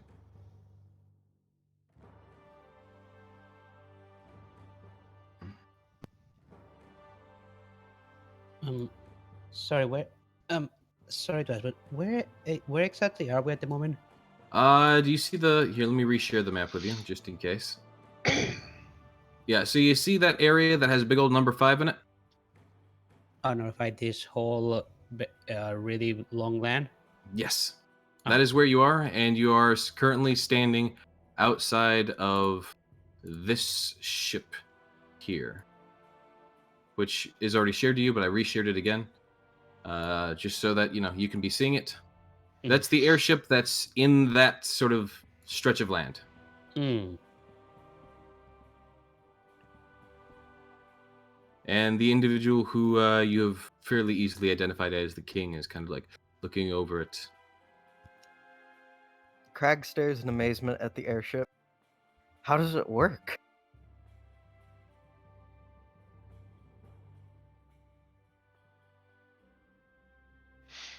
Is he asking the king? I think Graham He's explained. just asking in general. I think Graham explained airships to him whenever during the same time Risform was teaching Craig about magic. That might have been information overload. No, if I remember correctly, he did understand it. He's just Okay. kind of like, Yeah, you rolled for it, and you got a good roll, so you do understand how airships actually do work. Okay, he understands it, but he doesn't like it. All right. So, Again, Graham believes you guys need to take some preparations and matters into hand. And You he's saying that so that way whenever they can leave, find Riskforn after a short rest, and Graham can invisible him so they can stow him away on the ship. The king kind of crosses his arms and looks back to you, kind of rolling his eyes as you literally just got here. It would have been good to know beforehand. Are you sure none of you? I mean, we were just we came here just to figure out like if we were even going to be allowed on. I mean, Is there a reason you wouldn't be allowed on? After I've said so? no. Besides the guard not wanting to let us in because we're adventurers from a foreign that originally came from a foreign land, and as such, we don't have the paperwork or identification that I guess people in Fortitude would have. Oh, right. I need to get you royal seals. Hold on. And then he gestures to one of his royal guards to get their attention. You go fetch me some papers and some wax. And he runs off. In the meantime, the king just kind of folds his hands behind his back, kind of beneath his cloak, and he gives a soft sigh. You're sure you don't know where McCann is? I don't am know- positive we don't know where he is. And you can't search for him or anything like that? He gets around. It's freakish how quickly he actually seems to move from town to town. I'm under the impression he teleports around, but how? I'm not sure. Yeah, we left from Ventonland before him, and he got here before us, and we took a boat here. Actually, he did leave before you. He doesn't need to know. Well, no, wait, did he?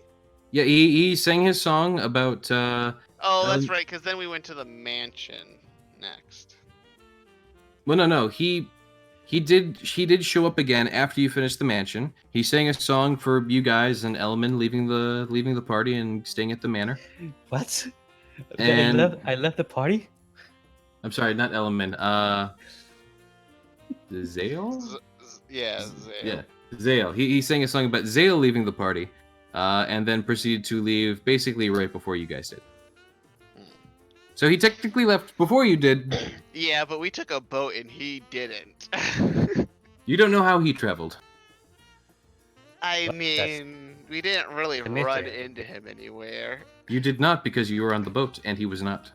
I know, I'm just saying, as far as non-magical means of transportation, that was probably the fastest I way mean, to go from where we were to Fortitude. To be fair, the boat is also technically kind of non-magical, so there's that. Anywho, I know. Anyways, so hey, maybe he'll just pop up randomly to sing a song. He likes to do that. right, well, you should get him to do so if you can immediately. Like I said, he's been singing songs about my ships and the ships of these pirates. If he's singing the wrong songs, it could be the wrong outcome. Well, I'm sure after we're through with the pirates, it'll be the right kind of song if it wasn't before. He gives a soft sort of humph to himself. Yes, that's what they said when they started singing songs about my crown being stolen.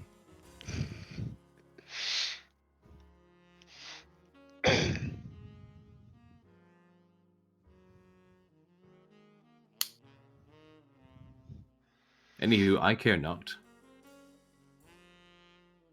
These pirates need to be dealt with one way or another, whether there's a song being sung about it or not.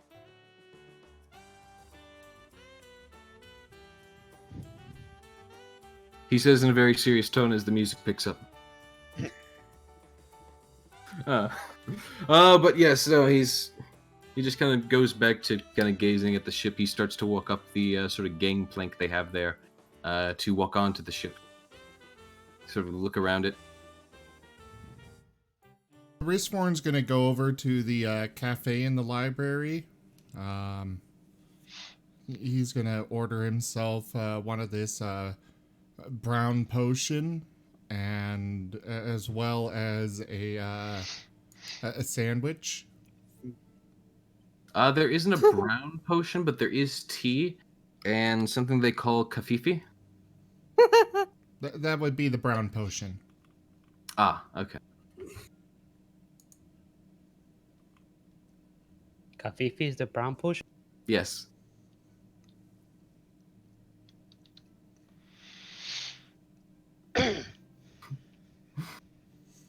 Though I think, Anywho. on second thought, he'll go with a nice tea. All right. Ice or hot? Iced. Light on the ice. With a generous helping of honey and a little bit of coconut milk. They don't have coconuts here. They don't even seem to know what coconuts are when you mention them. Ah. Fine. A little bit of milk. I'll Right. go with the regular stuff. Get with the times, man. The barista just seems kind of confused and also slightly intimidated by you, but just gives you your drink. Now, what flavor is it? This is probably going to be chai. Perfect. He'll go back to his book, sit down, sip, eat a sandwich, and continue I don't- reading. I don't remember the cafe in the library. There wasn't, but apparently there is now, and I'll allow it. What library has a cafe? Barnes and I Noble? mean, it is a library for a college of people. I'm not sure if it would be like directly like in the library, but it might be like attached adjacent to it.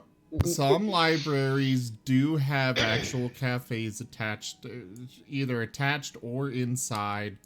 Most bookstores do have that. The, Yeah, the library at my former university actually had a Starbucks at the bottom floor. Yep. Yeah, a lot of them have Starbucks. Okay. So, knowing this, I'll allow it. How much do I owe? The librarian is able to get it to you for free because of your generous donation. Aw. Now, what about your rewards program? He has a punch card. Perfect. I'll take one. Go ahead and He gives punch it. He gives it the first. He gives it the first punch. Thank you. You need 10 for a free book. Oh, for a free book?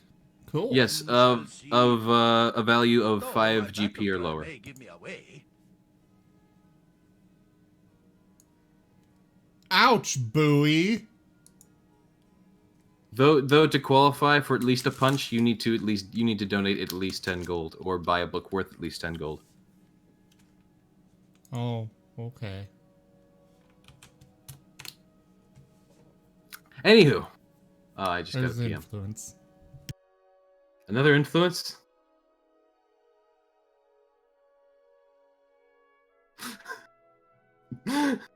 Well, so as you do look at your tea, they spelled your name wrong. It says wrist morn instead of wrist forn.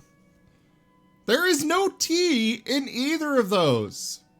I'm sorry, but I thought you had a cup of tea. There is no tea in either of those. There's no tea. They gave you the wrong drink.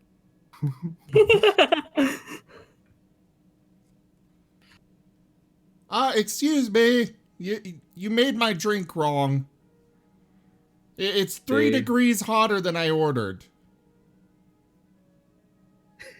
The barista blinks at you a few times, That is an And just like, actual call I had while working for Starbucks. Oh, I've had that too. They called up the Starbucks customer service, waited on hold for like, we were busy that day, so I think the hold time was like 10 minutes, just to demand a refund for their drink being 3 degrees hotter than they ordered. We had a couple that come in every week and order an Americano, and they never wanted an Americano. They wanted a cappuccino, but you couldn't tell them that the cappuccino is not an Americano. They would not believe you. That is so bizarre. People are strange. people are in fact strange. I had another lady that called up demanding that I credit her account because she went to Walmart and purchased 2 pounds of the coffee grounds from Starbucks. And she meant them as a gift for a friend, but the friend had switched to a Keurig, and so they couldn't use the grounds. And they, for some reason, thought that qualified them for a refund from Starbucks. Why Nope. didn't they go to Walmart? Walmart wouldn't take a refund for food. Wouldn't give a refund for food stuff. After they it wouldn't. leaves I've the done it store. before. After It it just leaves has the to not be open. technically, after it leaves the store, they cannot. I'm pretty sure that is a. I'm Health and pretty sure safety. that's a federal thing. Yeah. Anywho, before we get too caught up in work stories, Yes. Sorry. it's all right. Yes, you are. He goes back. He starts to fix your drink, but going back to the main party. Who has the king, the airship, and apparently something they still need to do before they head out. I think enemy is actually gonna leave the grounds itself and look and go back to look for Respawn. Because That's why we're gonna Graham need- said they needed to secure some supplies and provisions for the for the trip, so that they could like sneak Respawn in and onto the ship. he'll go try and get some supplies in while he's at it. All right, Elman, if you're going to go get some supplies, just let me just put in chat the things you'd like to buy, so that I have a listing of them. And Grant, what are the stuff that you think we'll need?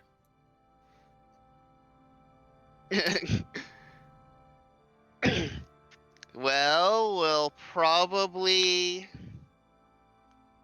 Well, if anyone doesn't have ranged magic or stuff like that, we'll probably most definitely need to purchase probably longer range stuff. We'll probably need like arrows and Craig holds crossbows up and his stuff like bow. that.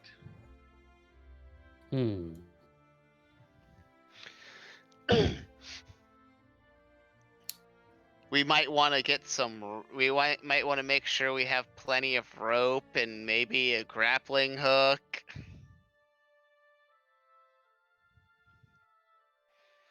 You know, things that might be necessary to engage for, you know, combat between two airships and, you know, not plummeting to your death should you fall off said airship.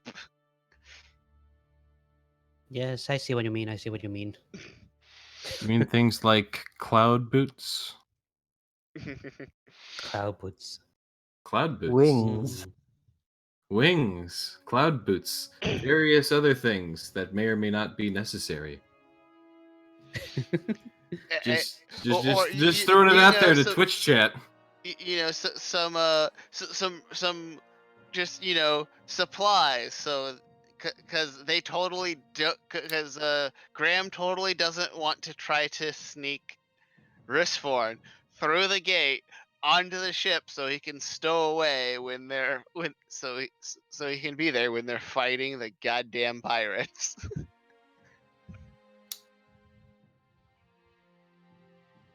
Because Graham doesn't feel like trying to convince a pompous ass king that they need their party member. Now I gotta say right now, the party's absolute just straight up unwillingness to work with any form of royalty or regality is really gonna be hurting them. I mean, Graham's willing to work with them. He's just not willing to like, oh, Trust you're them. so magnificent. He's not gonna kiss their asses in any way, shape, or form. Of course, but up like basically to this point, you've almost been almost absolutely like opposed to it. I had to make you roll an intelligence roll to get you to actually approach the carriage. I mean, he's not gonna go out of his way to interact with a noble unless he has to. If he Again, has to, he will. this is going to really hurt you. I'm saying that right now. That's what other people are for. Anywho,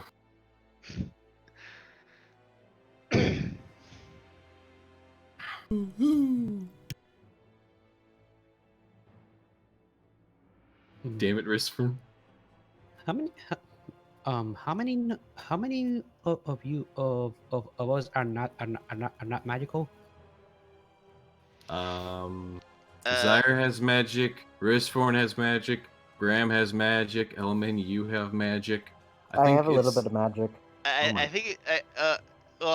I think I think Crag is the only one who's not like a full blown like magic like a class that is inherently magical. I can cast alarm, and that's Okay. it. Okay, then we're gonna need, Congratulations. okay, then maybe we're gonna need like 3 crossbows then. Right. Well, like I said, everything you're buying, go ahead and list it off in chat while the rest of the party is doing stuff. Everyone else, you're all going and looking for Graham. I mean, Risforn. Actually, before Graham will kind of be well, no, Graham has to kind of go if they want to sneak Rispborn past everyone. Yes, Alright. yes, he does. Graham will go instead of trying to convince one of the guards at the armory that it's okay that he takes some armor out.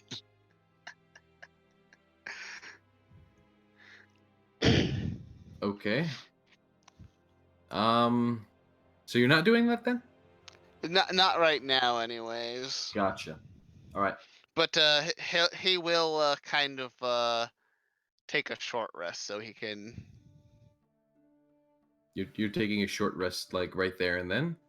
No, he'll probably go to the back to Ride the Kai. inn while everyone else looks for Risforn to take a short rest so he can recast invisibility.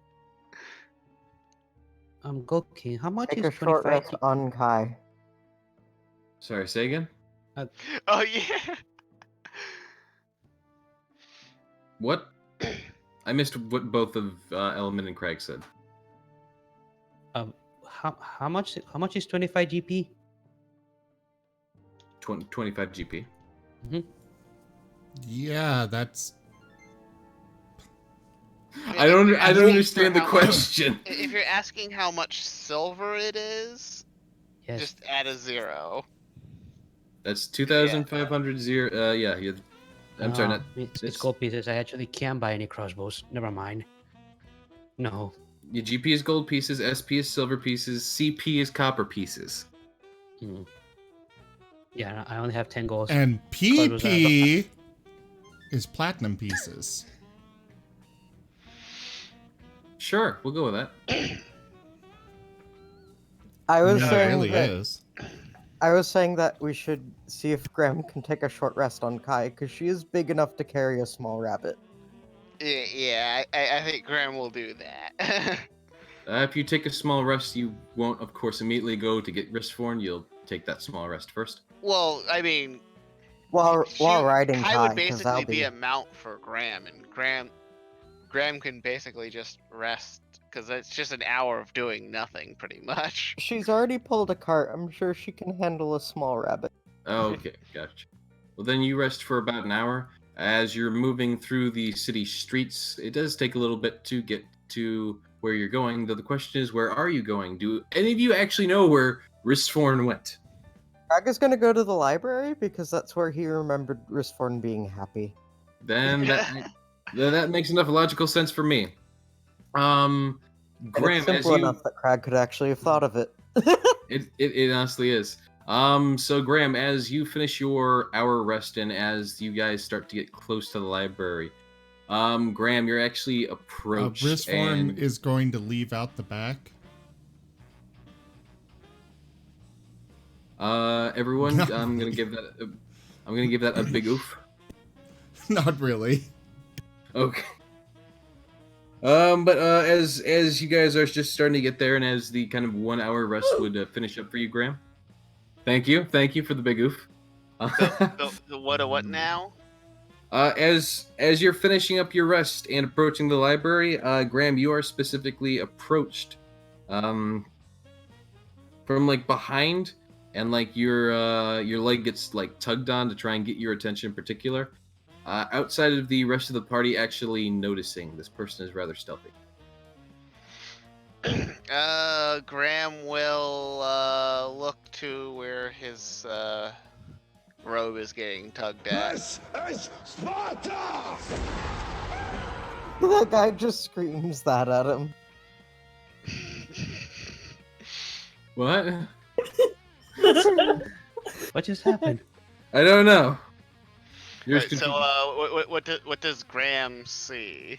Graham would see Delphine wearing a nice big old cloak and a hood, seeming to try and conceal herself. And she's like, "Hey, little rabbit man, I need your help." Yes. And then she kind of like nods her head to the side, like silently telling you to follow. Okay. Hey, you guys continue on to the library. I'll meet you there. You're basically right outside of it. Okay. Well, he'll hop off Kai and follow Delphine. Delphine leads him into a back alley of the basically just a back alley that's nearby, so that she's alone with Graham. Not Craig. Craig is going to go see his friend Ristforn, who has taught him magic and may be able to teach him more magic soon. Ristforn, by the way, you're about a quarter of the way into this book. This book's a little bit heftier than the last one. Actually, no, it wouldn't be a quarter of the way because it's been only like an hour, so maybe a 12th. You're just getting started on it when the rest of the party starts to wake up. But really quick, first with Graham. As you're kind of pulled aside into the alley, Delphine gives you a nice little smile. It's like, "Hey, how have you been?" Pretty good. Right, We're gonna be on the airship. right. Risforn got kicked out of the out of the mission. Gonna try to sneak him on board. Oh, you're trying to get on the airship. Oh, that's actually really good because I need your help. See, I'm in a bit of a position right now. I can't really be seen around, of course, because I'm getting put up on posters again. But the thing is, I don't really have any money to pay back the bet I made. So I'm kind of in a rock and a hard place right now.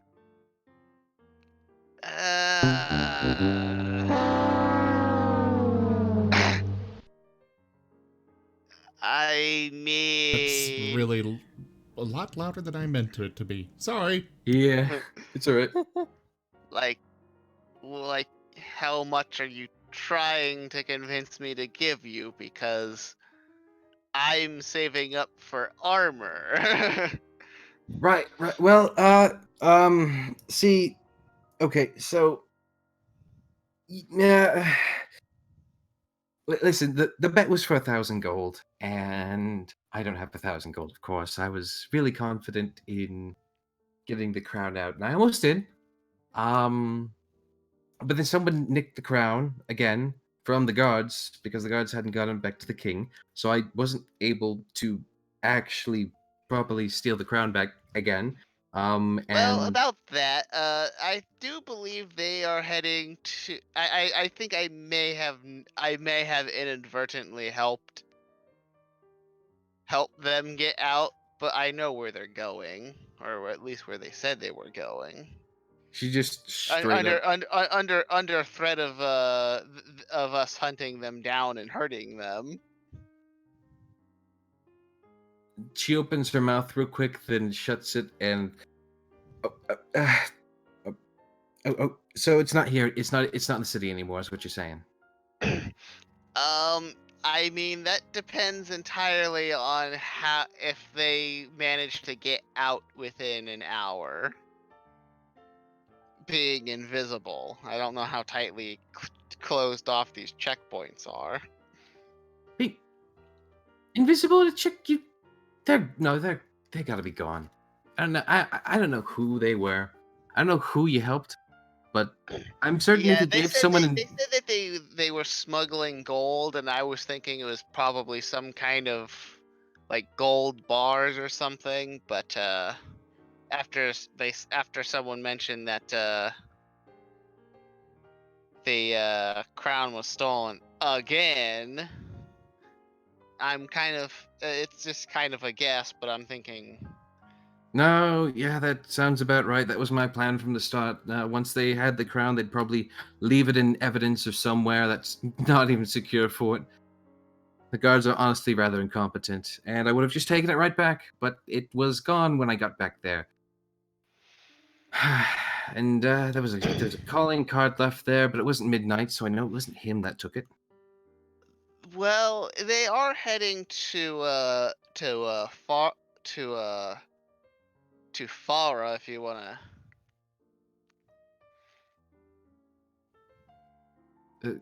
Uh, well, see, here's my problem, little bunny friend.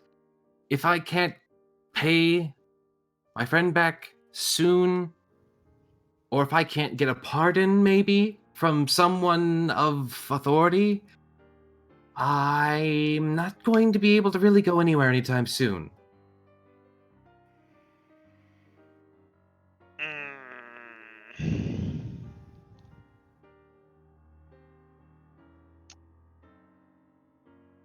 So, uh, well, I can guarantee you I have nowhere near 1,000 gold.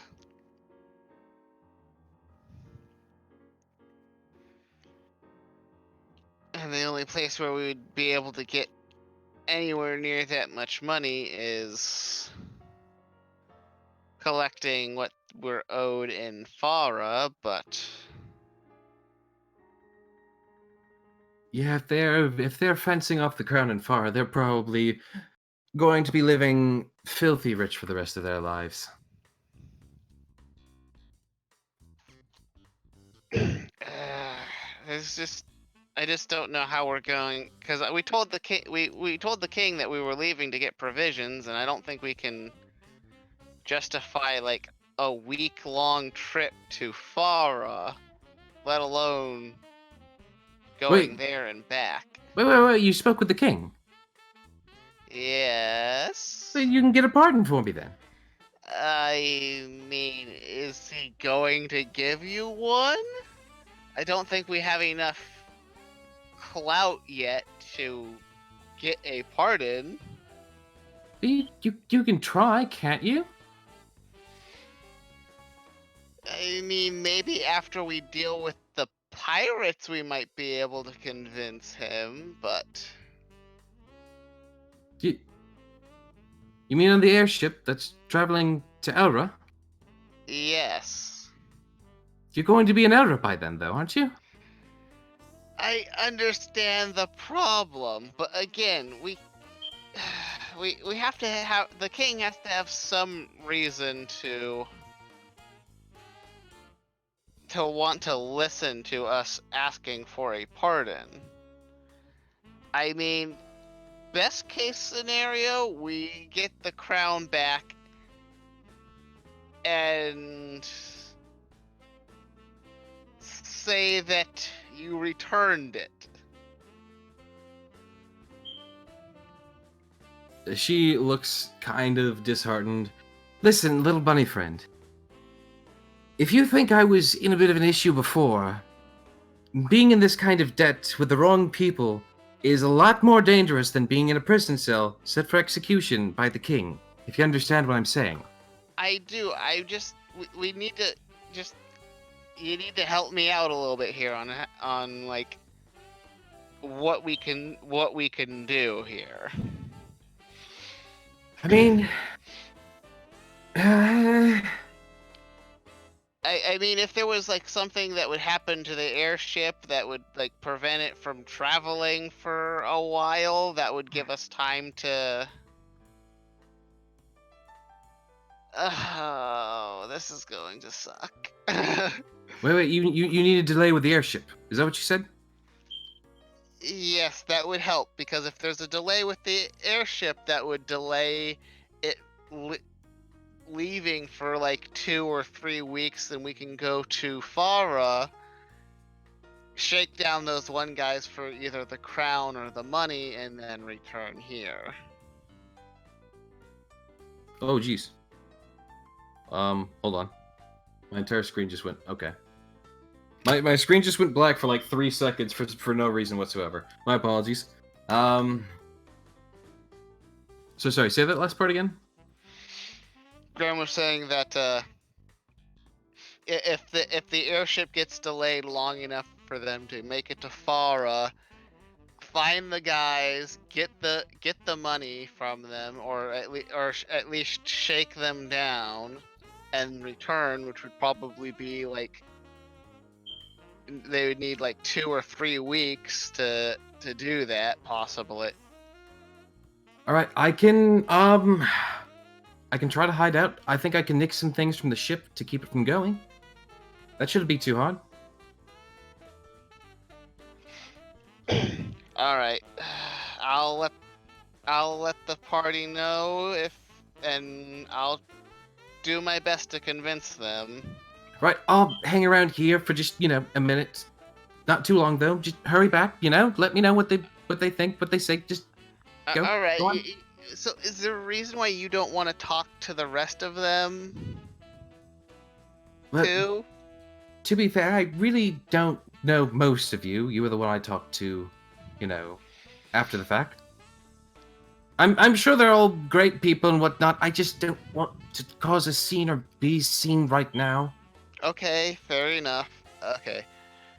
Graham will take a deep breath and head into the library to meet up with the rest of the party. Hey, Gold King, I couldn't find it while I was searching, so I gotta ask, how much does ammunition for? Ammunition for sling. Hold on. That is in the library, equipment, and then I believe it's in adventuring gear. Sling bullets, 20 of them are 4 copper. Hmm.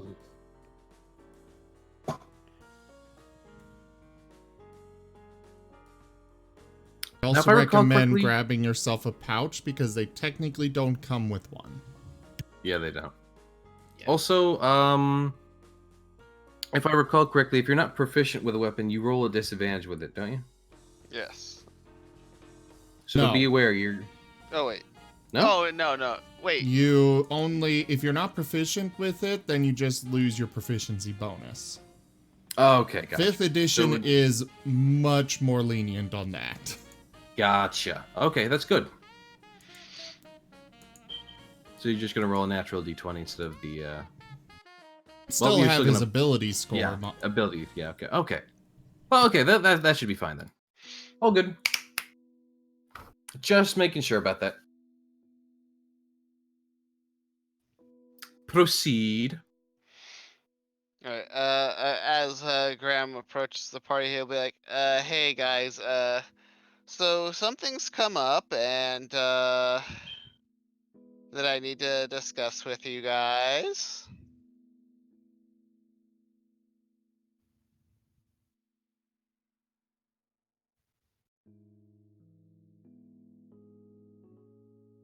Everyone appears to be Did dead they quiet. actually find Risforn yet? Yeah, well, I mean, you would have been fairly easy to find. It's not an incredibly large place. I mean, it is large, but in the manner of vertically large instead of horizontally large. You're almost immediately easy to spot from the very entrance, assuming you're sitting and reading a book. Okay, just making sure. Yep. So, yeah, everyone was coming up to you, and they're like, "Hey, we're ready to go." All that kind of stuff. We're just waiting on Graham. He had to go talk to someone. Yada yada yada. And then Graham walks in with bad news, as always. Where are we going? So Delphine needs money or a pardon. So she's going to try to keep the airship, like, kind of take the airship out of commission to give us enough time to go to Farah to get the money that those guys owe us, because I'm pretty sure, because me and her are pretty sure that those guys we helped had the crown, and because she couldn't steal the crown again and someone beat her to it and then we helped them leave, she still lost the bet.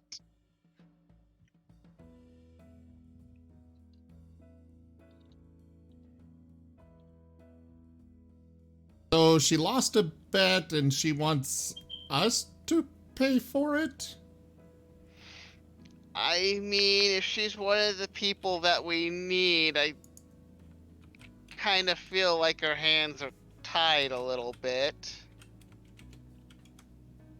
I mean, the other option is that we get her a pardon from the king. Ugh.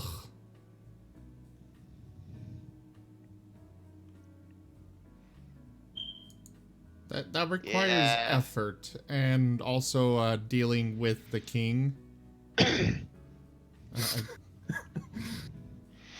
Yeah, I don't think he'd be very amenable, because he did try to put her to death for stealing a hunk of metal.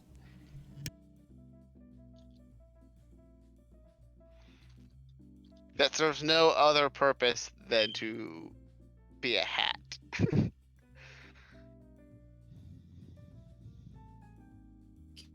Keen's nobles do take their regard rather seriously, I must say. But anyways, so I suggest we do everything like we're going to and wait for them to say something about the airship not being able to fly. And then we head to Farah. It does kind of give us a chance to get a good chunk of money besides that. In worst case scenario, we take back the crown, and maybe that can get us a pardon and a reward, and get us a pardon for Delphine and a money reward.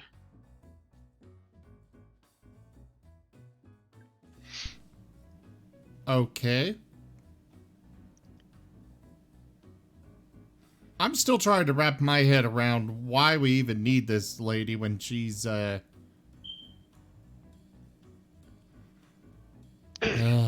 guess we've got no choice.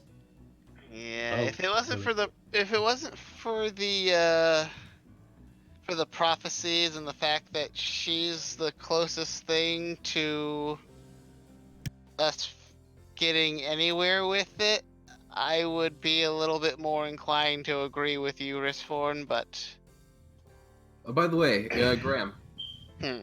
you still have that list of things that are various things that might give indications for which people may or may not be on that list. Yes. Yes. Okay, just checking. Just making sure. I just want to make sure you're watching it, of course, too. And keeping track of it. Along with the people you come across. I mean, it's all very super goddamn vague to begin with, so. Yeah, that prophecies just tend to work that way, unfortunately. I mean, I'm convinced that the king and the fat ass dragonborn might fit somewhere in the list. Considering you made us roll a will save against him, even though nothing the fuck was going on, as far as anyone can tell. Crag is one of the chosen one.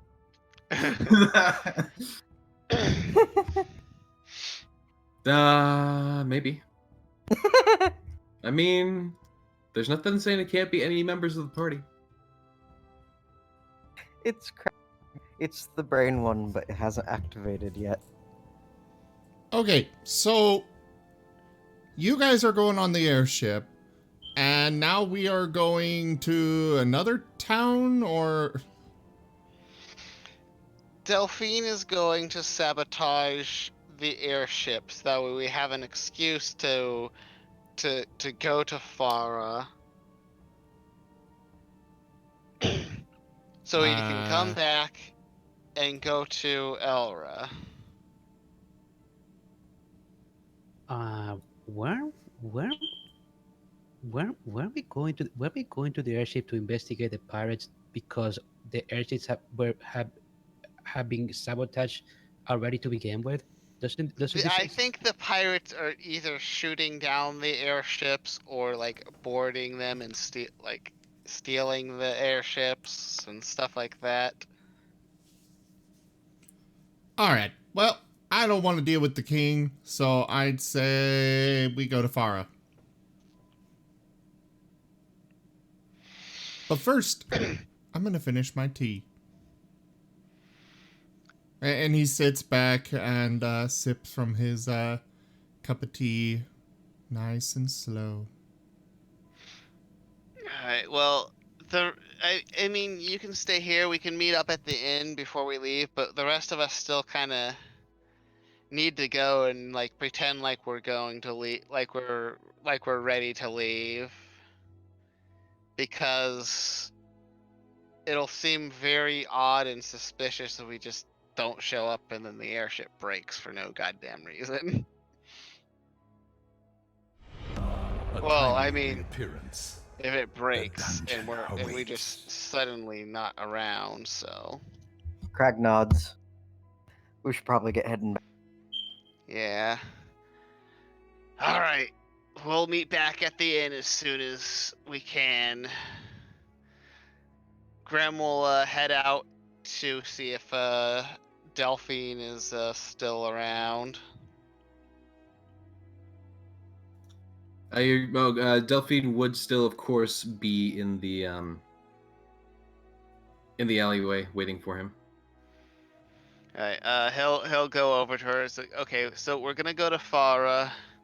We're gonna head back to the airship to kind of keep up appearances that we're, getting ready to leave, because it would look really weird if we're like, oh, we want to ride the airship, and then we just don't show up at all. She gives a soft nod and goes, "All right, I'll head over there and really quick." And then she kind of she pauses as she was mid speech, and then just goes, "Shit!" And then immediately turns around and runs, just straight books it.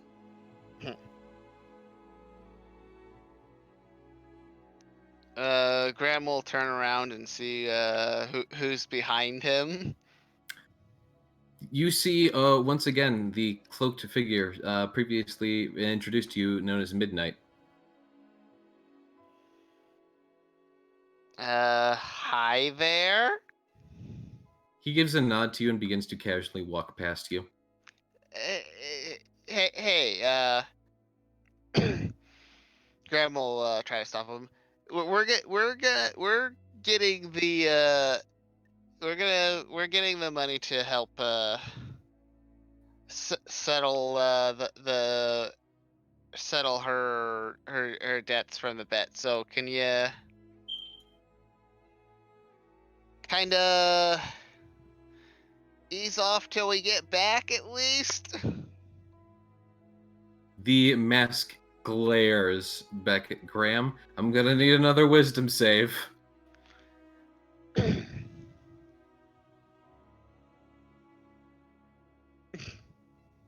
Yeah, no. Something tells you that this is not even close to stopping him, and you probably don't want to get in his way. Jeez, first he saves her and now he's being a dick. Even after I mentioned the, you know what? I want to roll persuasion. You may go ahead and do so.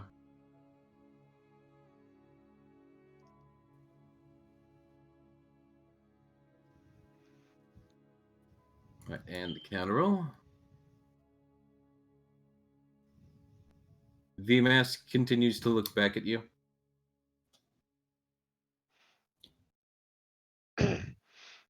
In like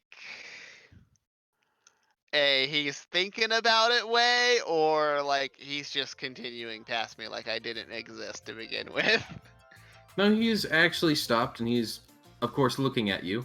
Of course, due to the mask, it's hard to tell exactly what's going on behind those eyes of intense staring that drive fear into your very soul. Look, we know where the crown ended up, and we're going to go get money from it. Unless you would prefer the crown itself, then I'm sure we can arrange that. He seems to reach in his cloak and then pulls out a piece of paper that's like tied up, hands it to you, and then starts to walk past you again. Graham will look at the paper. The paper is for seashell loans down by the dockside. What the fuck is this about? Well, clearly it seems to be a loan company that makes loans. Why is there so much running around? Welcome to being an adventurer. Meanwhile, on the adventures of Risforn, he's gonna go up and ask the librarian for quill, ink, and some paper. Right. I think we have some of those for sale. And he gets it for you, and it's going to be the normal cost of ink, quill, and paper. If you can find those in the items listing. Actually, I might already have those. Oh, But- okay. By the way, this Element, is the- did you No, I subtract don't. your gold? Okay, so oh no, I didn't. Just track the stuff. Let me do Okay. that now. Graham, just go ahead and I'm sorry, Risforn. Go ahead and go into your inventory, subtract the gold necessary for those things. Should be no issue. good night, Lightning. Good night.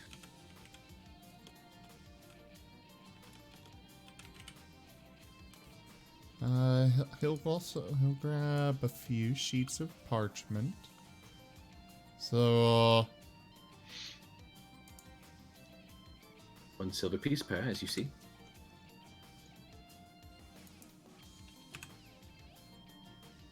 he'll grab 10.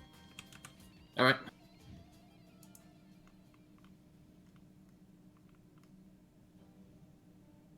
Oh Also, do yeah, you I've tip the still got a barista? fine scroll that I need to. Huh?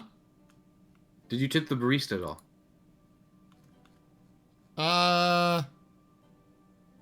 He'll tip them 1 silver. That's a very good Huh. tip, I think. That is a very good tip for someone who completely messed up your name the first time. And He's apparently generous. had the tea 3 degrees either hotter or colder than you wanted. Oh yeah, I've got a Incredible. magnifying glass of language. You do. You're all carrying like a whole bunch of like magic items and stuff, and none of you are using any of them. I'm like, okay, when's he gonna do it? Apparently not now. By the way, you can remove the Craig skulls. casts a bear. No, You I can want to remove. keep the skulls. You were not allowed to keep the skulls. The skulls had to stay in the manor. But I wanted them. No, you cannot have. I thank you. Craig casts bears. That will deal with the situation. Are you actually casting bears? No. Okay, good. While I'm at it, I should probably pick up a scroll case. That sounds expensive. Just 1 gold. The ink Okay. was more expensive. Gotcha. All right. Well, Graham will return to the party after talking to Delphine. He looks very mentally exhausted. he looks like he just wants to like sleep. Craig Graham, offers Kai's back again. Graham, the 13-year-old child, he's not okay. Graham will look at everyone and he's like, okay, so midnight, the guy who I saw who used dimension door is chasing Delphine currently. He's also an incredibly wanted criminal whose current bounty is at 100,000 gold. Yeah. And he gave me a piece of parchment for, I guess, whoever is for a loan company, and apparently he works for them because he is,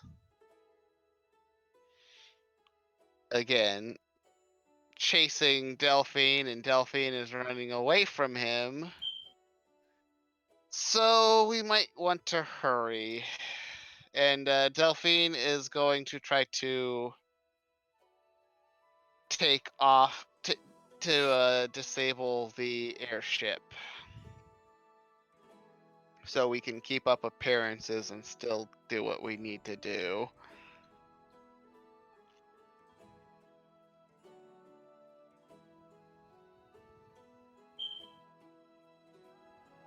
So you've all been informed of this by Graham. Once again, you guys just always get quiet when Graham tells you something. Come on, say something in response. I dare you. You won't. Riskforn's Zyra will not there, sigh. but, you know, it's just kind of, you know, Graham. Element is still buying stuff. Apparently. Yeah, you are, apparently. If you removed the gold and silver and whatnot from your inventory and added these items to your inventory, you can go ahead and join back up with the party. Yeah, I did. Why? Okay, I did. I just did. Yeah, I was just about to say you don't have javelins in there for one thing. I don't see your javelins. I don't see your slings. I'm actually putting my inventory. You have a very short inventory as well.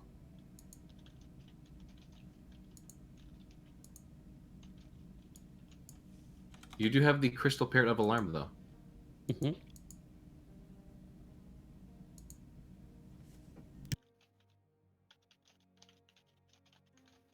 The parrot does as the best to describe a digital squawk.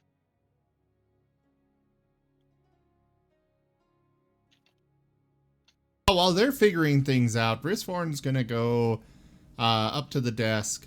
How much for this book?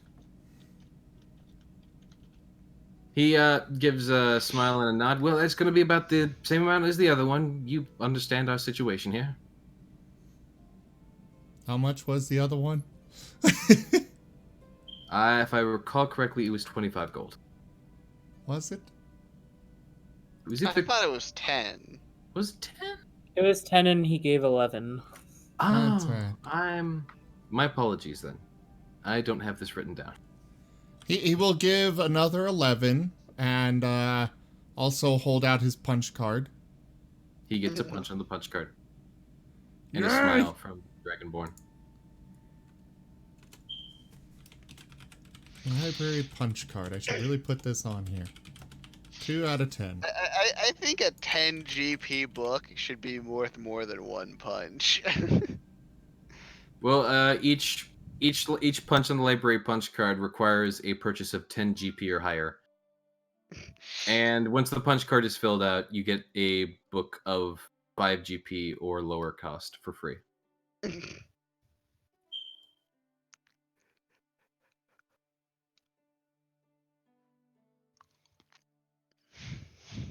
It's a reward incentive, so like, you know.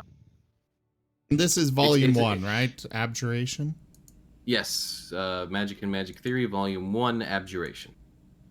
Perfect. Risforn's gonna wander off from the library and go find a wizard. You're just walking away from the rest of the party? Party's not who are been with talking- him. No, they're right here talking to you. No, they went off to talk to what's her face, and then they. No, that was Only literally- Graham that did was that. that was literally only Graham. Yes. Oh, The rest of the party has been sitting here with you, waiting for Graham. I So- missed that. Craig, Zaire, Elliman, they're all sitting right here with you, chilling. They have no idea what's going on. For some reason, I thought that they all No. went. Well, then My he is apologies. going to drag the rest of them with him, especially Crag. Crag, we're gonna go learn more magic. Crag looks excited and confused and follows. Graham is a sad rabbit right now.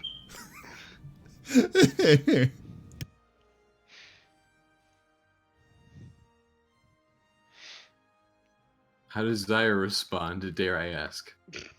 Okay, finally. Zaire's gonna stay with Grab and just be like, I think we have more important things to attend to than running off to learn magic. Well, you can, once you figure out what we're doing, because the king won't let me on the airship, so I don't know what you're wanting me for that there.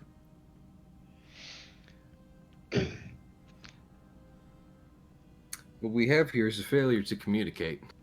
Yeah, we I do. mean, Nobody's told Rizforn a thing about plans to sneak him on board or anything.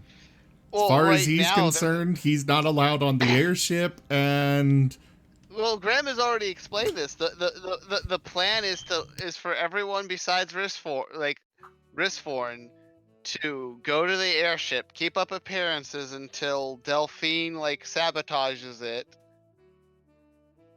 Okay, they you can- guys so go, they have do a that. chance to- I'm gonna keep Crag. The rest of you go do that, and Crag and I will go find a wizard. Crag looks confused and just blinks. Rizforn will Graham is gonna- Rizforn will go up onto his tiptoes and reach up to pat the top of Crag's head. There. It'll be okay. We'll get you smart. Can you reach that? If he's on his tiptoes. Okay. Also, you're sounding a bit muffled. / far away from your mic. Is this better? Much Yes. better. Graham starts making his way back to the airship. Elamy's gonna ask the rest of the party, do you think I should maybe follow them just to make sure nothing bad happens with those two? Go! We'll be fine. What's the worst that could happen? Oh dear God. By the rule of comedy, the worst now has to happen. You guys are at the airship and half the town just spontaneously busts. With And that bears is everywhere. how Crag learns magic. Craig's gonna have that chaos magic where he casts a spell and he doesn't know what he's gonna get. Really kill him. Wild magic. Please. Yeah, that's I it. love that. Please. I mean, if you want to get into wild magic, it's a thing. That sounds perfect for Crag. It's there are ways. You gotta find those ways, but there are ways. I'm I gonna don't have to think Crag should ever know what he's doing. I need to look up what wild magic is and how it's properly obtained again, but I can build something up for that. We I mean, technically, the whole thing of it being wild is that it's not obtained. It just kind of happens. Wild magic is actually something that sorcerers get access to, not wizards. Gotcha. Because Well- it's not something that you can learn, it's something Learn. that literally just happens. Well, so far Craig has only 4 levels in Ranger, so maybe on the next level up he'll be Sorcerer. I mean, Don't teach my Dusty has hamster wild to suck magic, eggs. and he's not. He doesn't have any. I don't think he has any ranks in sorcerer. I think he just literally ate like pure magic, and it just happens now. As I have said and will always continue to say, if you are willing to put in the roleplay for it and have an interesting story to get to it, I am more than happy to give it to you despite the rules. Yee. Oh no. Oh no. What happened? Preferably after we leave the library. After we part no. ways, you know. Nope. It was put in now. It's got to happen now. What? All right. Except we've already Uh, discussed that we're leaving the library. Craig, roll me a percentile No! dice of 100. Explain? Roll me a percentile dice of 100. Roll me a percentile. Sorry, I'm blanking on which dice that is. You pick up the D10. You don't pick up the D10. You right click the D10. There should be a little percentage, and you roll that.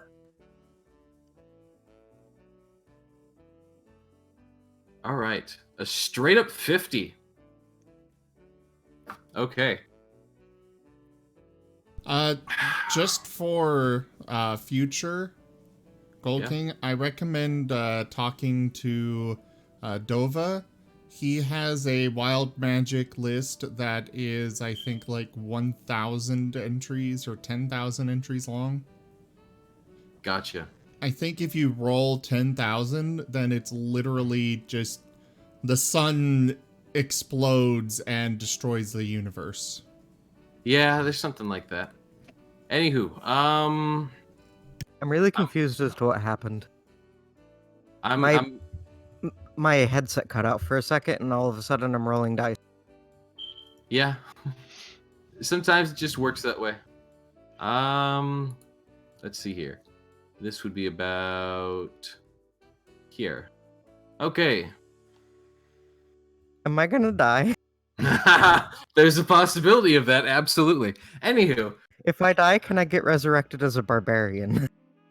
no. Oh. Not unless someone resurrects you as a barbarian. Anywho, Greg, you feel magic at your hands. What do you do? Craig looks at his hands confused and wiggles his fingers trying to figure out what it is. You have no idea. What do you Should do? I roll an intelligence check to see if I understand what's happening to my hands? Certainly.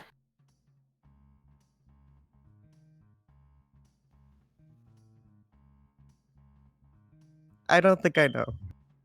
No, I think I should probably switch to my mischief playlist. You might want to. Let's take a look. See.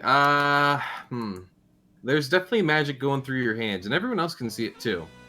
But do I know? Do I understand with the 10? You don't. You understand that it's magic.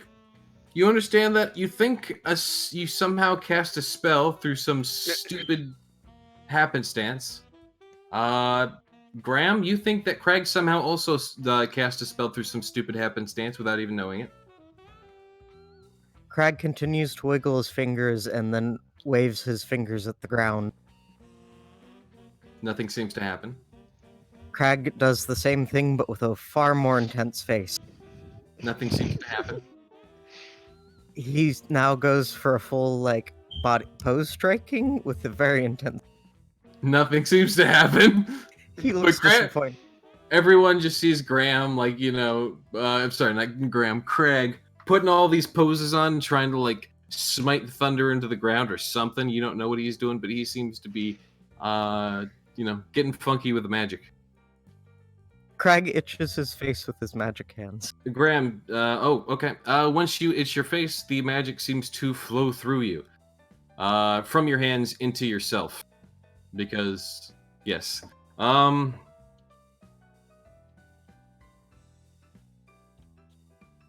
going to go ahead and say you gain 3 temporary hit points, and you feel braver than you've ever felt before. Graham, you at first don't recognize the spell until it actually gets cast. You were able to tell that it was a touch spell, and you weren't able to actually properly tell Craig what it was before he, you know, scratched his face. But you recognize it as this. Crag grins and runs over to touch Kyle. Heroism? Yes. Craig just cast heroism. Hey, you just cast a spell, Crag. Not That was it's the not too most bad. unenthusiastic comment I have ever heard. Graham's going through some stuff right now. Also, I think it's Hey, you probably cast not a good thing if the Knoll spell. suddenly starts casting.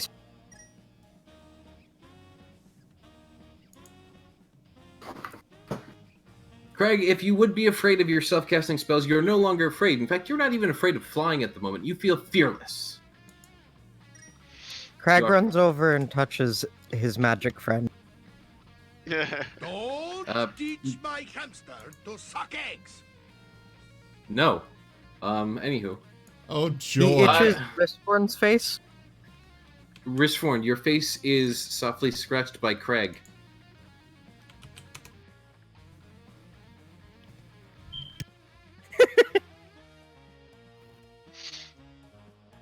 He's doing the good cat like chin scratch. Oh my god. People keep putting in influence. I mean, he doesn't normally have it, but, you know, I'll allow this. This is fair enough. Since I don't have that listing of yours. Yep, there you go. Oh god. Oh god. Oh god. Oh god.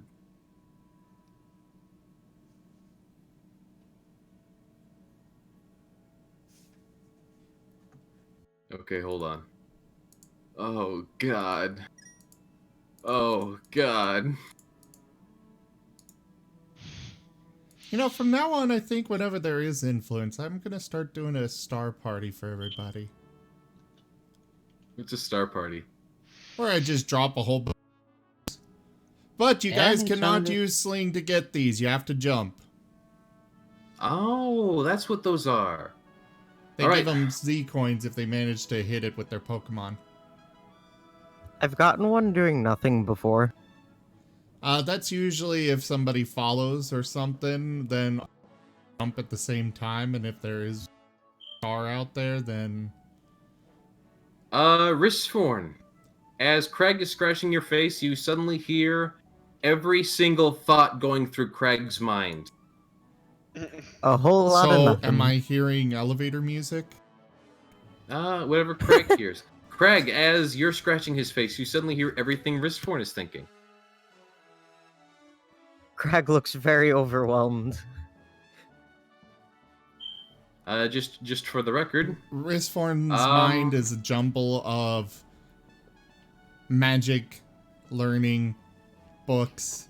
He's This- contemplating his notes that he took from the abjuration book. so on, Richborn, there's what you just cast. Cool.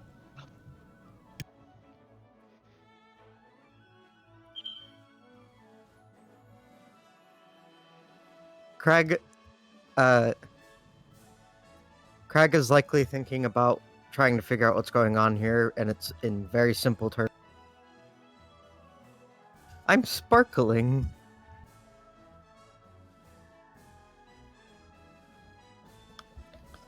Well, interesting. He's purposely thinking that just to Crag. I'm liking this. Yeah, the both of you are able to straight up communicate like this too. For the next 24 hours. Yep. So right now our faces are making movements, like expressions and stuff, but the rest of you have no idea what we're saying.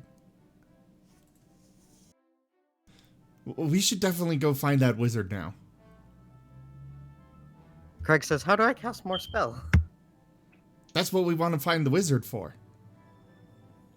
He says, okay, I want more spell. The wizard, the wonderful Wizard of Oz. We're gonna go look for the nearest yellow brick road. By the way, let me just say, Ristforn, if you would have rolled any higher, you would have probably, like, exploded the library. Oh no. You got really lucky, pal. Graham leaves to head back to the airship. Zyre will follow Graham. What does Element do? Element is actually going to try and follow Raceform and Crag. Alright, Ristforn and Crag, you notice that there is someone tailing you. It is the Goody Two-Shoes Paladin. Great fun! Can we try to lose him? There's a guy that's... yeah, we should try and lose him. He's kind of... He's gonna not let us have fun. Crag is a criminal background. I don't know if he likes Paladin.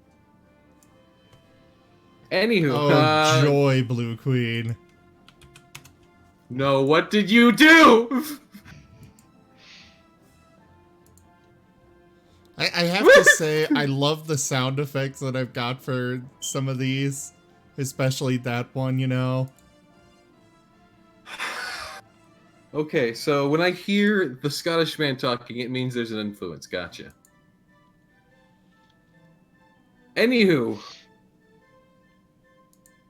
as the day proceeds, you guys notice that storm clouds start to form overhead. And at first it starts to rain, but then it starts to slowly turn into sleet and then a massive snowstorm of sorts. Well, if that doesn't stop the airship from leaving, Grant, not damage it. as you were starting to walk up and get to the airship, you do notice a kind of large pillar of smoke reaching up into the clouds that were just forming before the rain and the snow started coming down in droves. I'll roll Arcana to see if that smoke that rose into the air was the cause for the crazy weather. You have literally no reason to believe that those two instances are connected in any way, shape, or form. Alright. So the airship doesn't have like some magical fuel, just like Oh, there as far definitely as Graham was. is concerned. There probably was definitely something magical about it, especially with that kind of big purple orb on the back sort of bow area. But you don't think it would become this. Alright, well, Graham will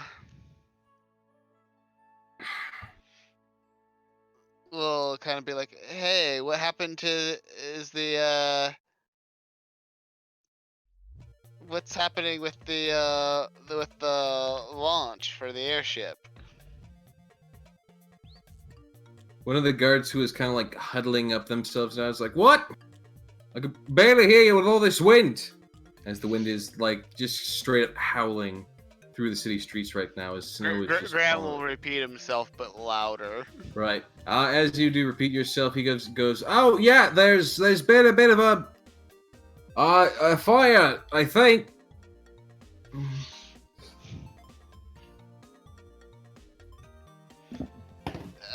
So.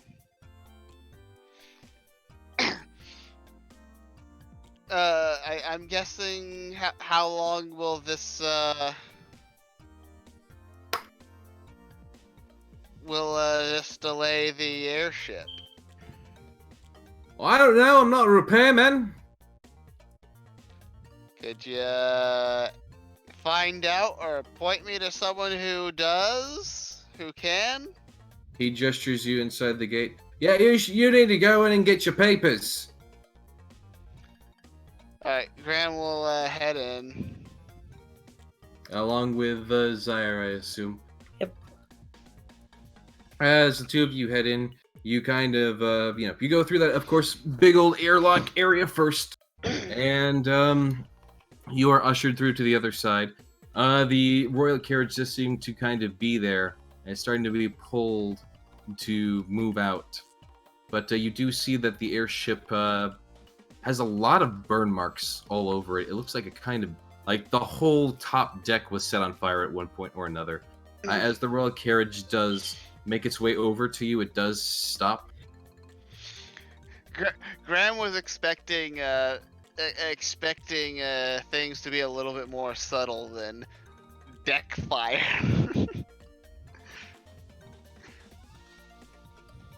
Well, apparently when you have to do a rush job when you're being chased by someone who's potentially incredibly dangerous, you gotta work fast. Anywho, as the carriage kind of pulls up beside you, the arm of the king kind of like just slowly extends from the main window, and it's holding a whole bunch of pieces of paper with a big old red wax seal stamped in the bottom right corner of them, along with a kind of ribbon. It looks like a very official form of paper. Graham will take them. So the airship looks like it's gonna be down for a while. The king pokes his head back out through the window. Yes, I suggest you use this time to find McCann, he says, his eyes going a bit more wide as though to sort of further, put emphasis on, he really wants to find McCann. Will do. Just where to start. Good. And then his head pulls back into the carriage and starts to move off again. Graham will look and see if there's any papers for Risforn and actually what the papers contain. The papers are each an identification of each one of the party members. There's one for Elemen, Zaire, Risforn, Crag, Graham, and Sidier. Each one kind of basically going over their general description, and that they are they're currently acting. It says acting adventure of the king is the official title that's given on it. Graham groans as he reads the title.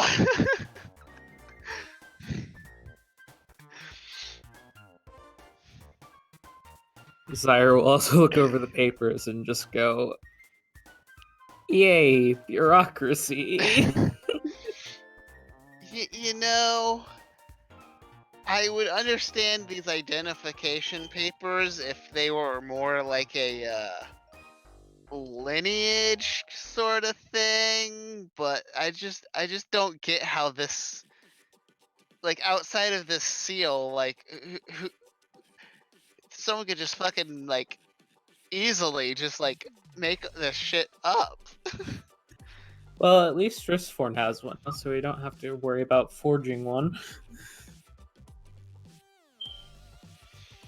All right. Well, time to Well, I think I'm probably going to head back to the inn.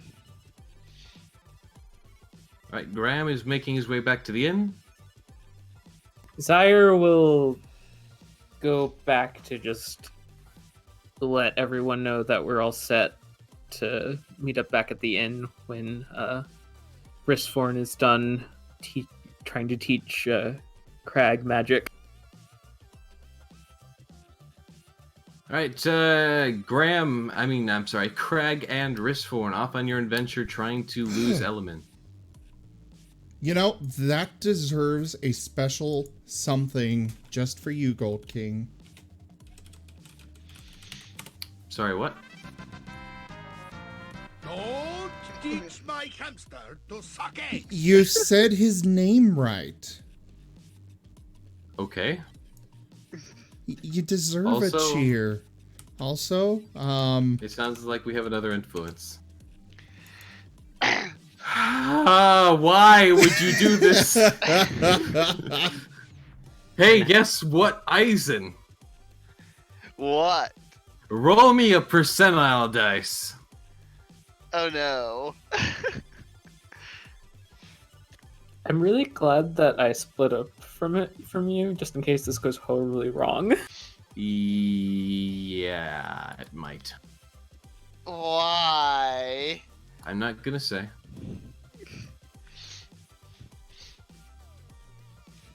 All right, that would be right about there. Okay.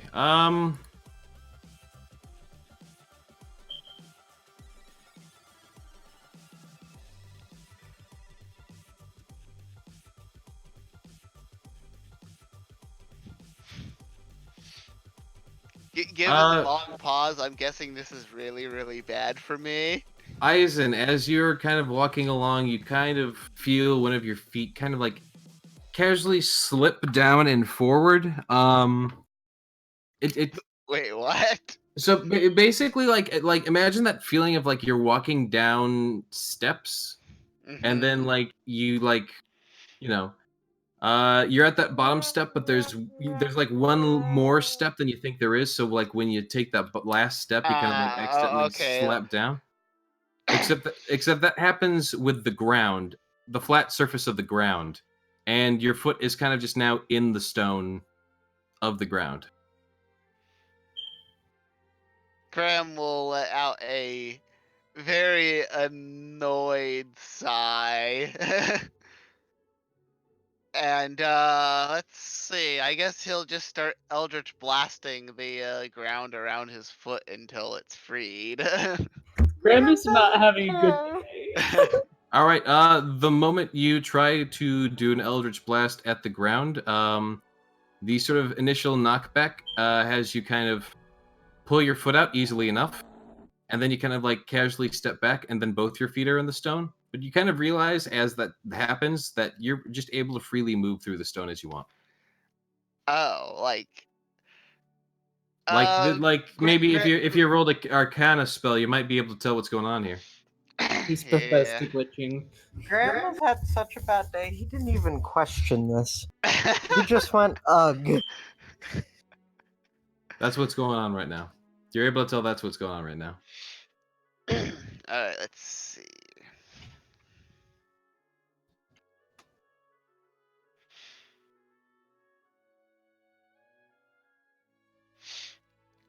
Ah. Alright, I guess so where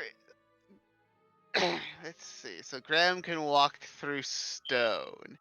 Damn it. Why didn't this happen back at the barracks place where he could have used this to steal stuff?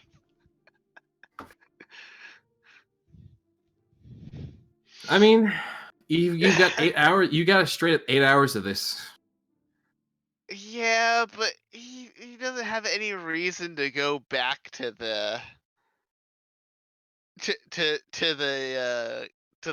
to that base. Well, you've got 8 hours to figure out if you want to make any good use of this or not. And those 8 hours are really just 10 minutes. Alright.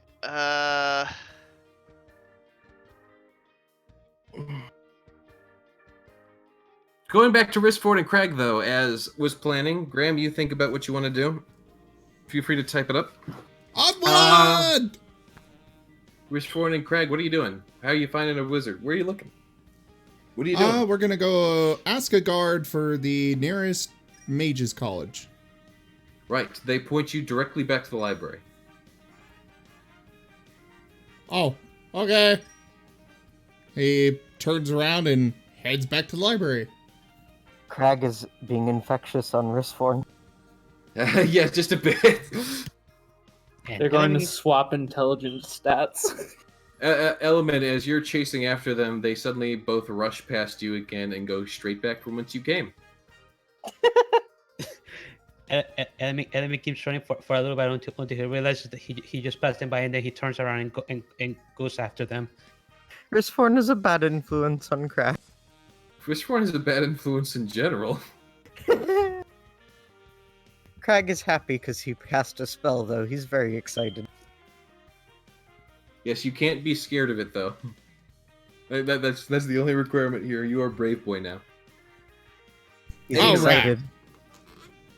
Now, to the library. So We're both gonna- of you,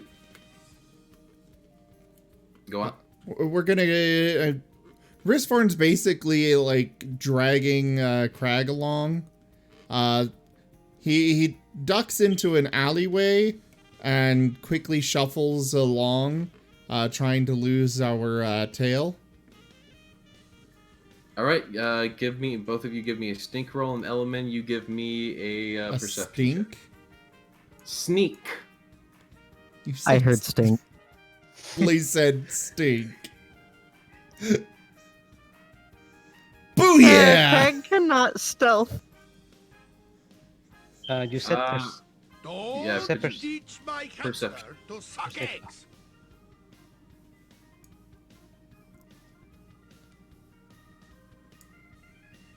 Okay, Element, you don't seem to know where Riskford went, but you see Crag kind of shuffling along into an alleyway.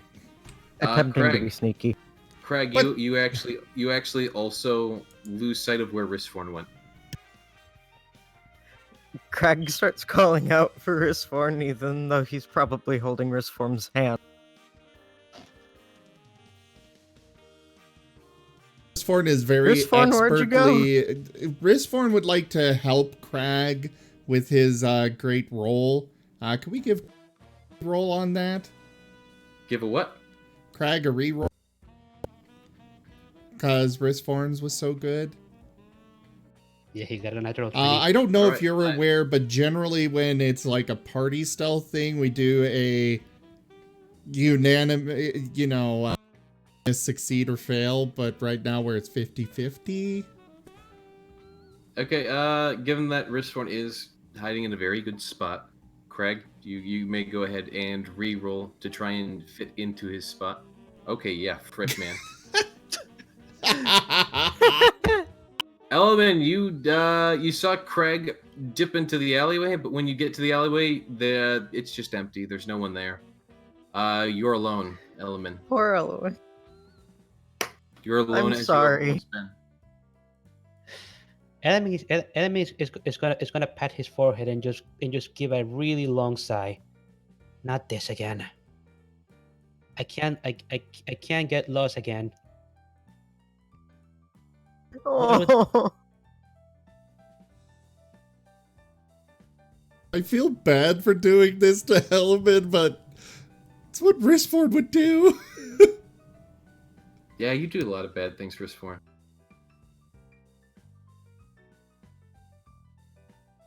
Anyways, Element, what do you do next now that really you have basically no direction? Hmm.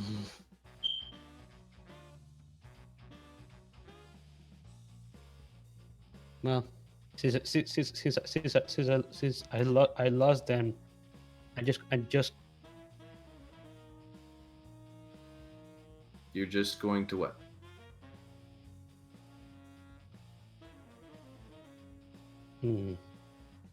Take your time. Think about your words.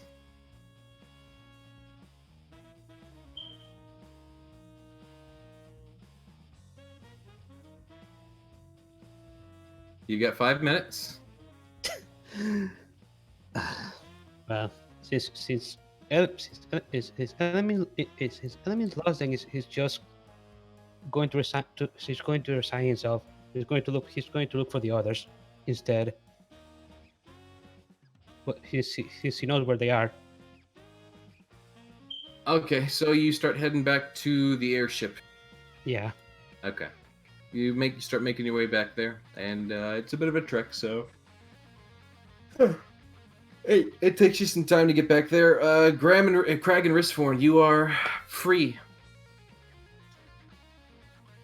We falling. Where do I learn Blue magic? Queen. Teach me spell. One sec. Blue Queen. I need you to pick one. What? You can't do two for that influence. You gotta pick one. Sorry.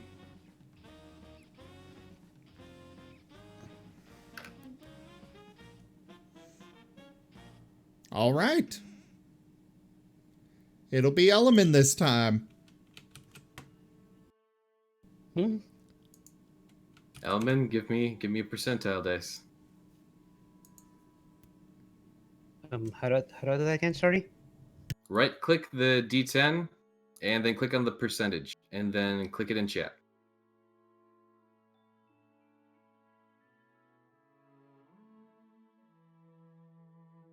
Oof. All right, let's take a look.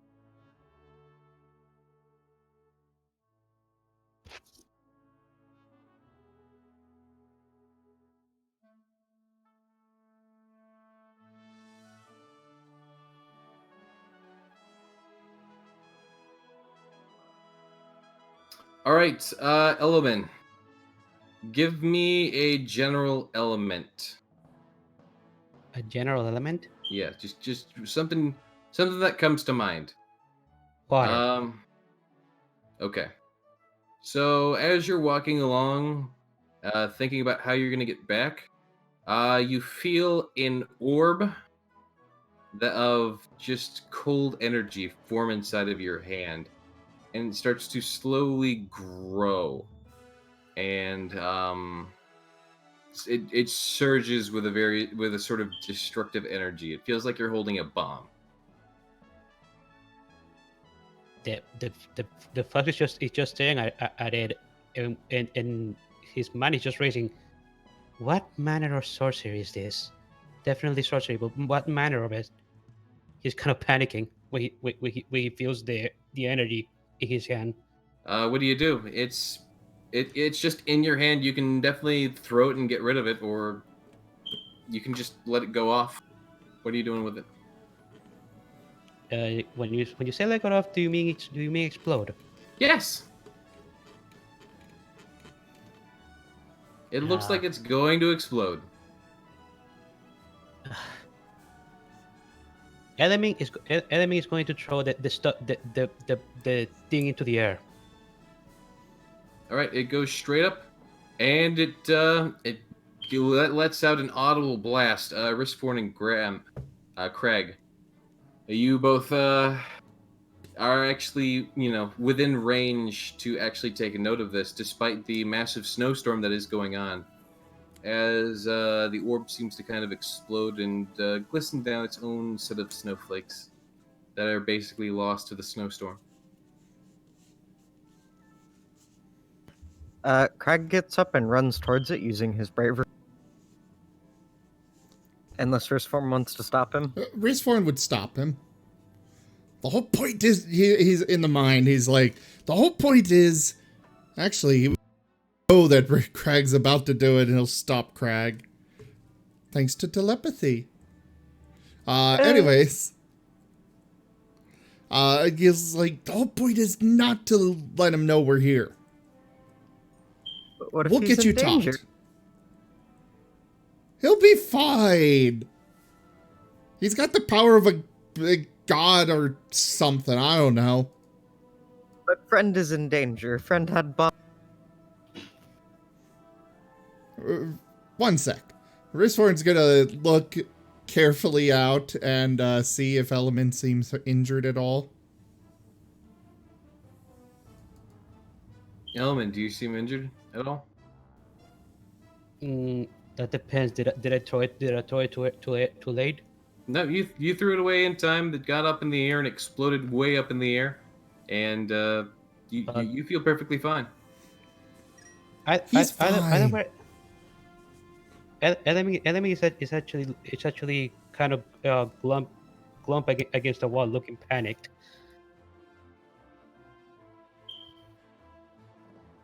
Crag says friend needs help. Friend looks up. I will use my magic brave touch on.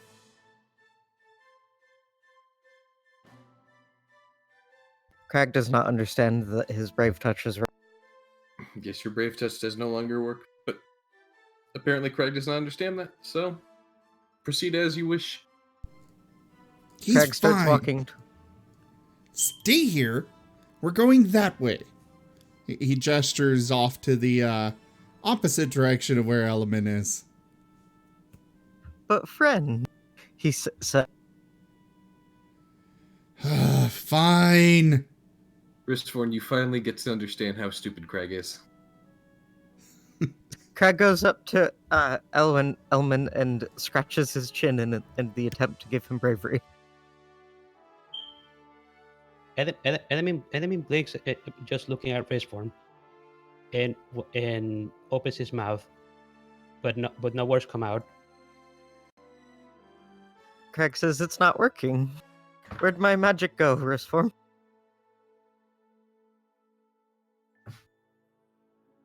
We'll get you it back. We just gotta go in the library. Crag says okay and starts dragging Elman with her. I will fix my friend.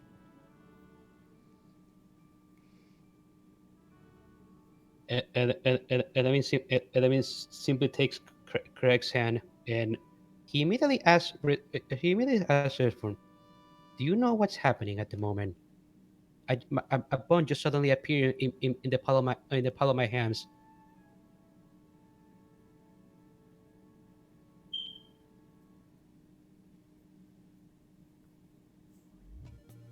Hello?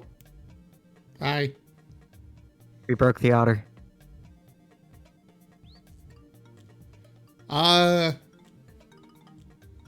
Sorry, repeat that? I zoned out for a moment.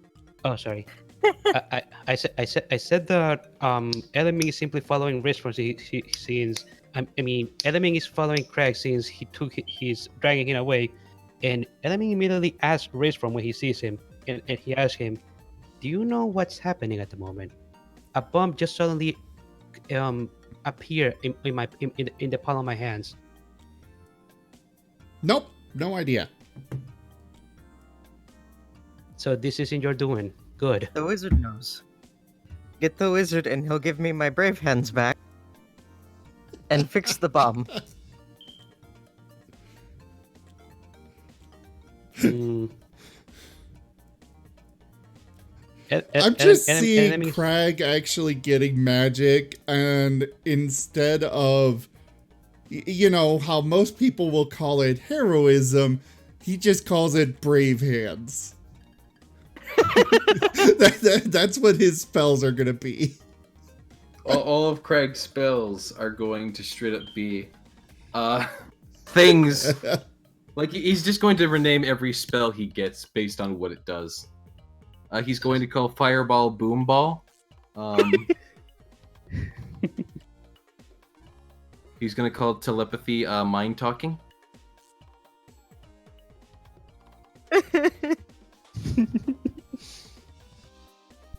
He's just going to come up with the silliest, simplest name. No, not mind talking. Head talking. There we go. Yep, that's better. Head talk. Anywho, I believe we're actually going over time right now. Yeah. So eventually, I'm just going to go ahead and say that the party will reconvene. No. Yes. No. We gotta find the wizard. The wizard gives me my brave hands. All right. Well, listen. Due to the stormy weather, the college that you get to would have actually had to close up, and everyone would basically have gone home for the night. So you would be forced to reconvene with the party back at the main tavern. Blue Queen, I'm gonna kill you. Anywho, Risthorn is so going to stab the T-posing Dragonborn. okay. The As you blizzard do is your so- fault. As you do so, you feel as though some higher being is glaring down at you. Crag goes T-pose- I will glare back. Crag goes to Graham knowing that he was sad and tries scratching his chin to make him feel, hoping that his brave hands are back.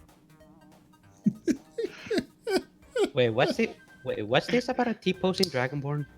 Was that a statue? No, Blue Queen of Dragons is not here today, but she is in the chat, and she's been constantly ethereally influencing the party.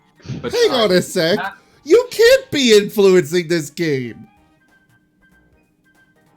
well, we're just going to have to avoid everything then, including This whole Craig's session magic. didn't happen. It was just a dream.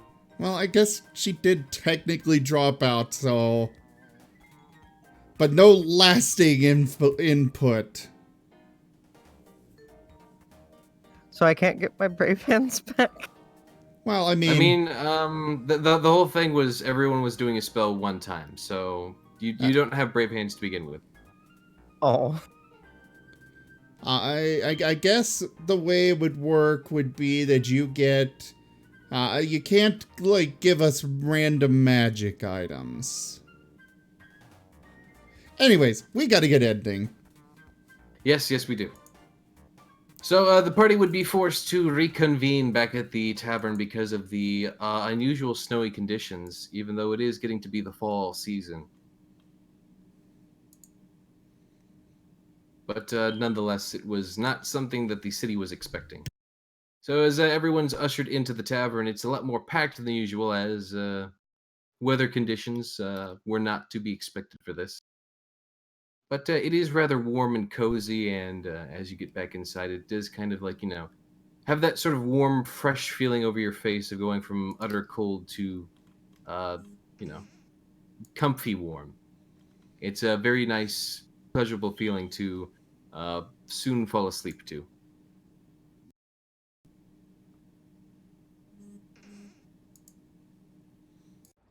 Yes. And we would leave off there. Thank you all so much for joining us for Tales of Miraleth Dungeons and Dragons. I will be back tomorrow with hopefully Borderlands 3, followed by another game. I'll figure it out later. Probably Undertale. Thank you to my patrons, donators, and subscribers. Because of you guys, I am able to continue bringing you this content. Tales of Miraleth will return, hopefully. And yeah. Thank you all so much for your support. Thank you for hanging out. Thank you for sticking around in the chat. Do continue to stick. Be throwing a raid off to somebody. If you are a subscriber, that raid emote ready to go, because we're gonna be sending off that raid in just a moment. Thank you for joining, and I bid you all a very fond adieu. Have a good night, Good night. everyone. Good night. Bye. Good night, everybody. We will raid the Blue Zest.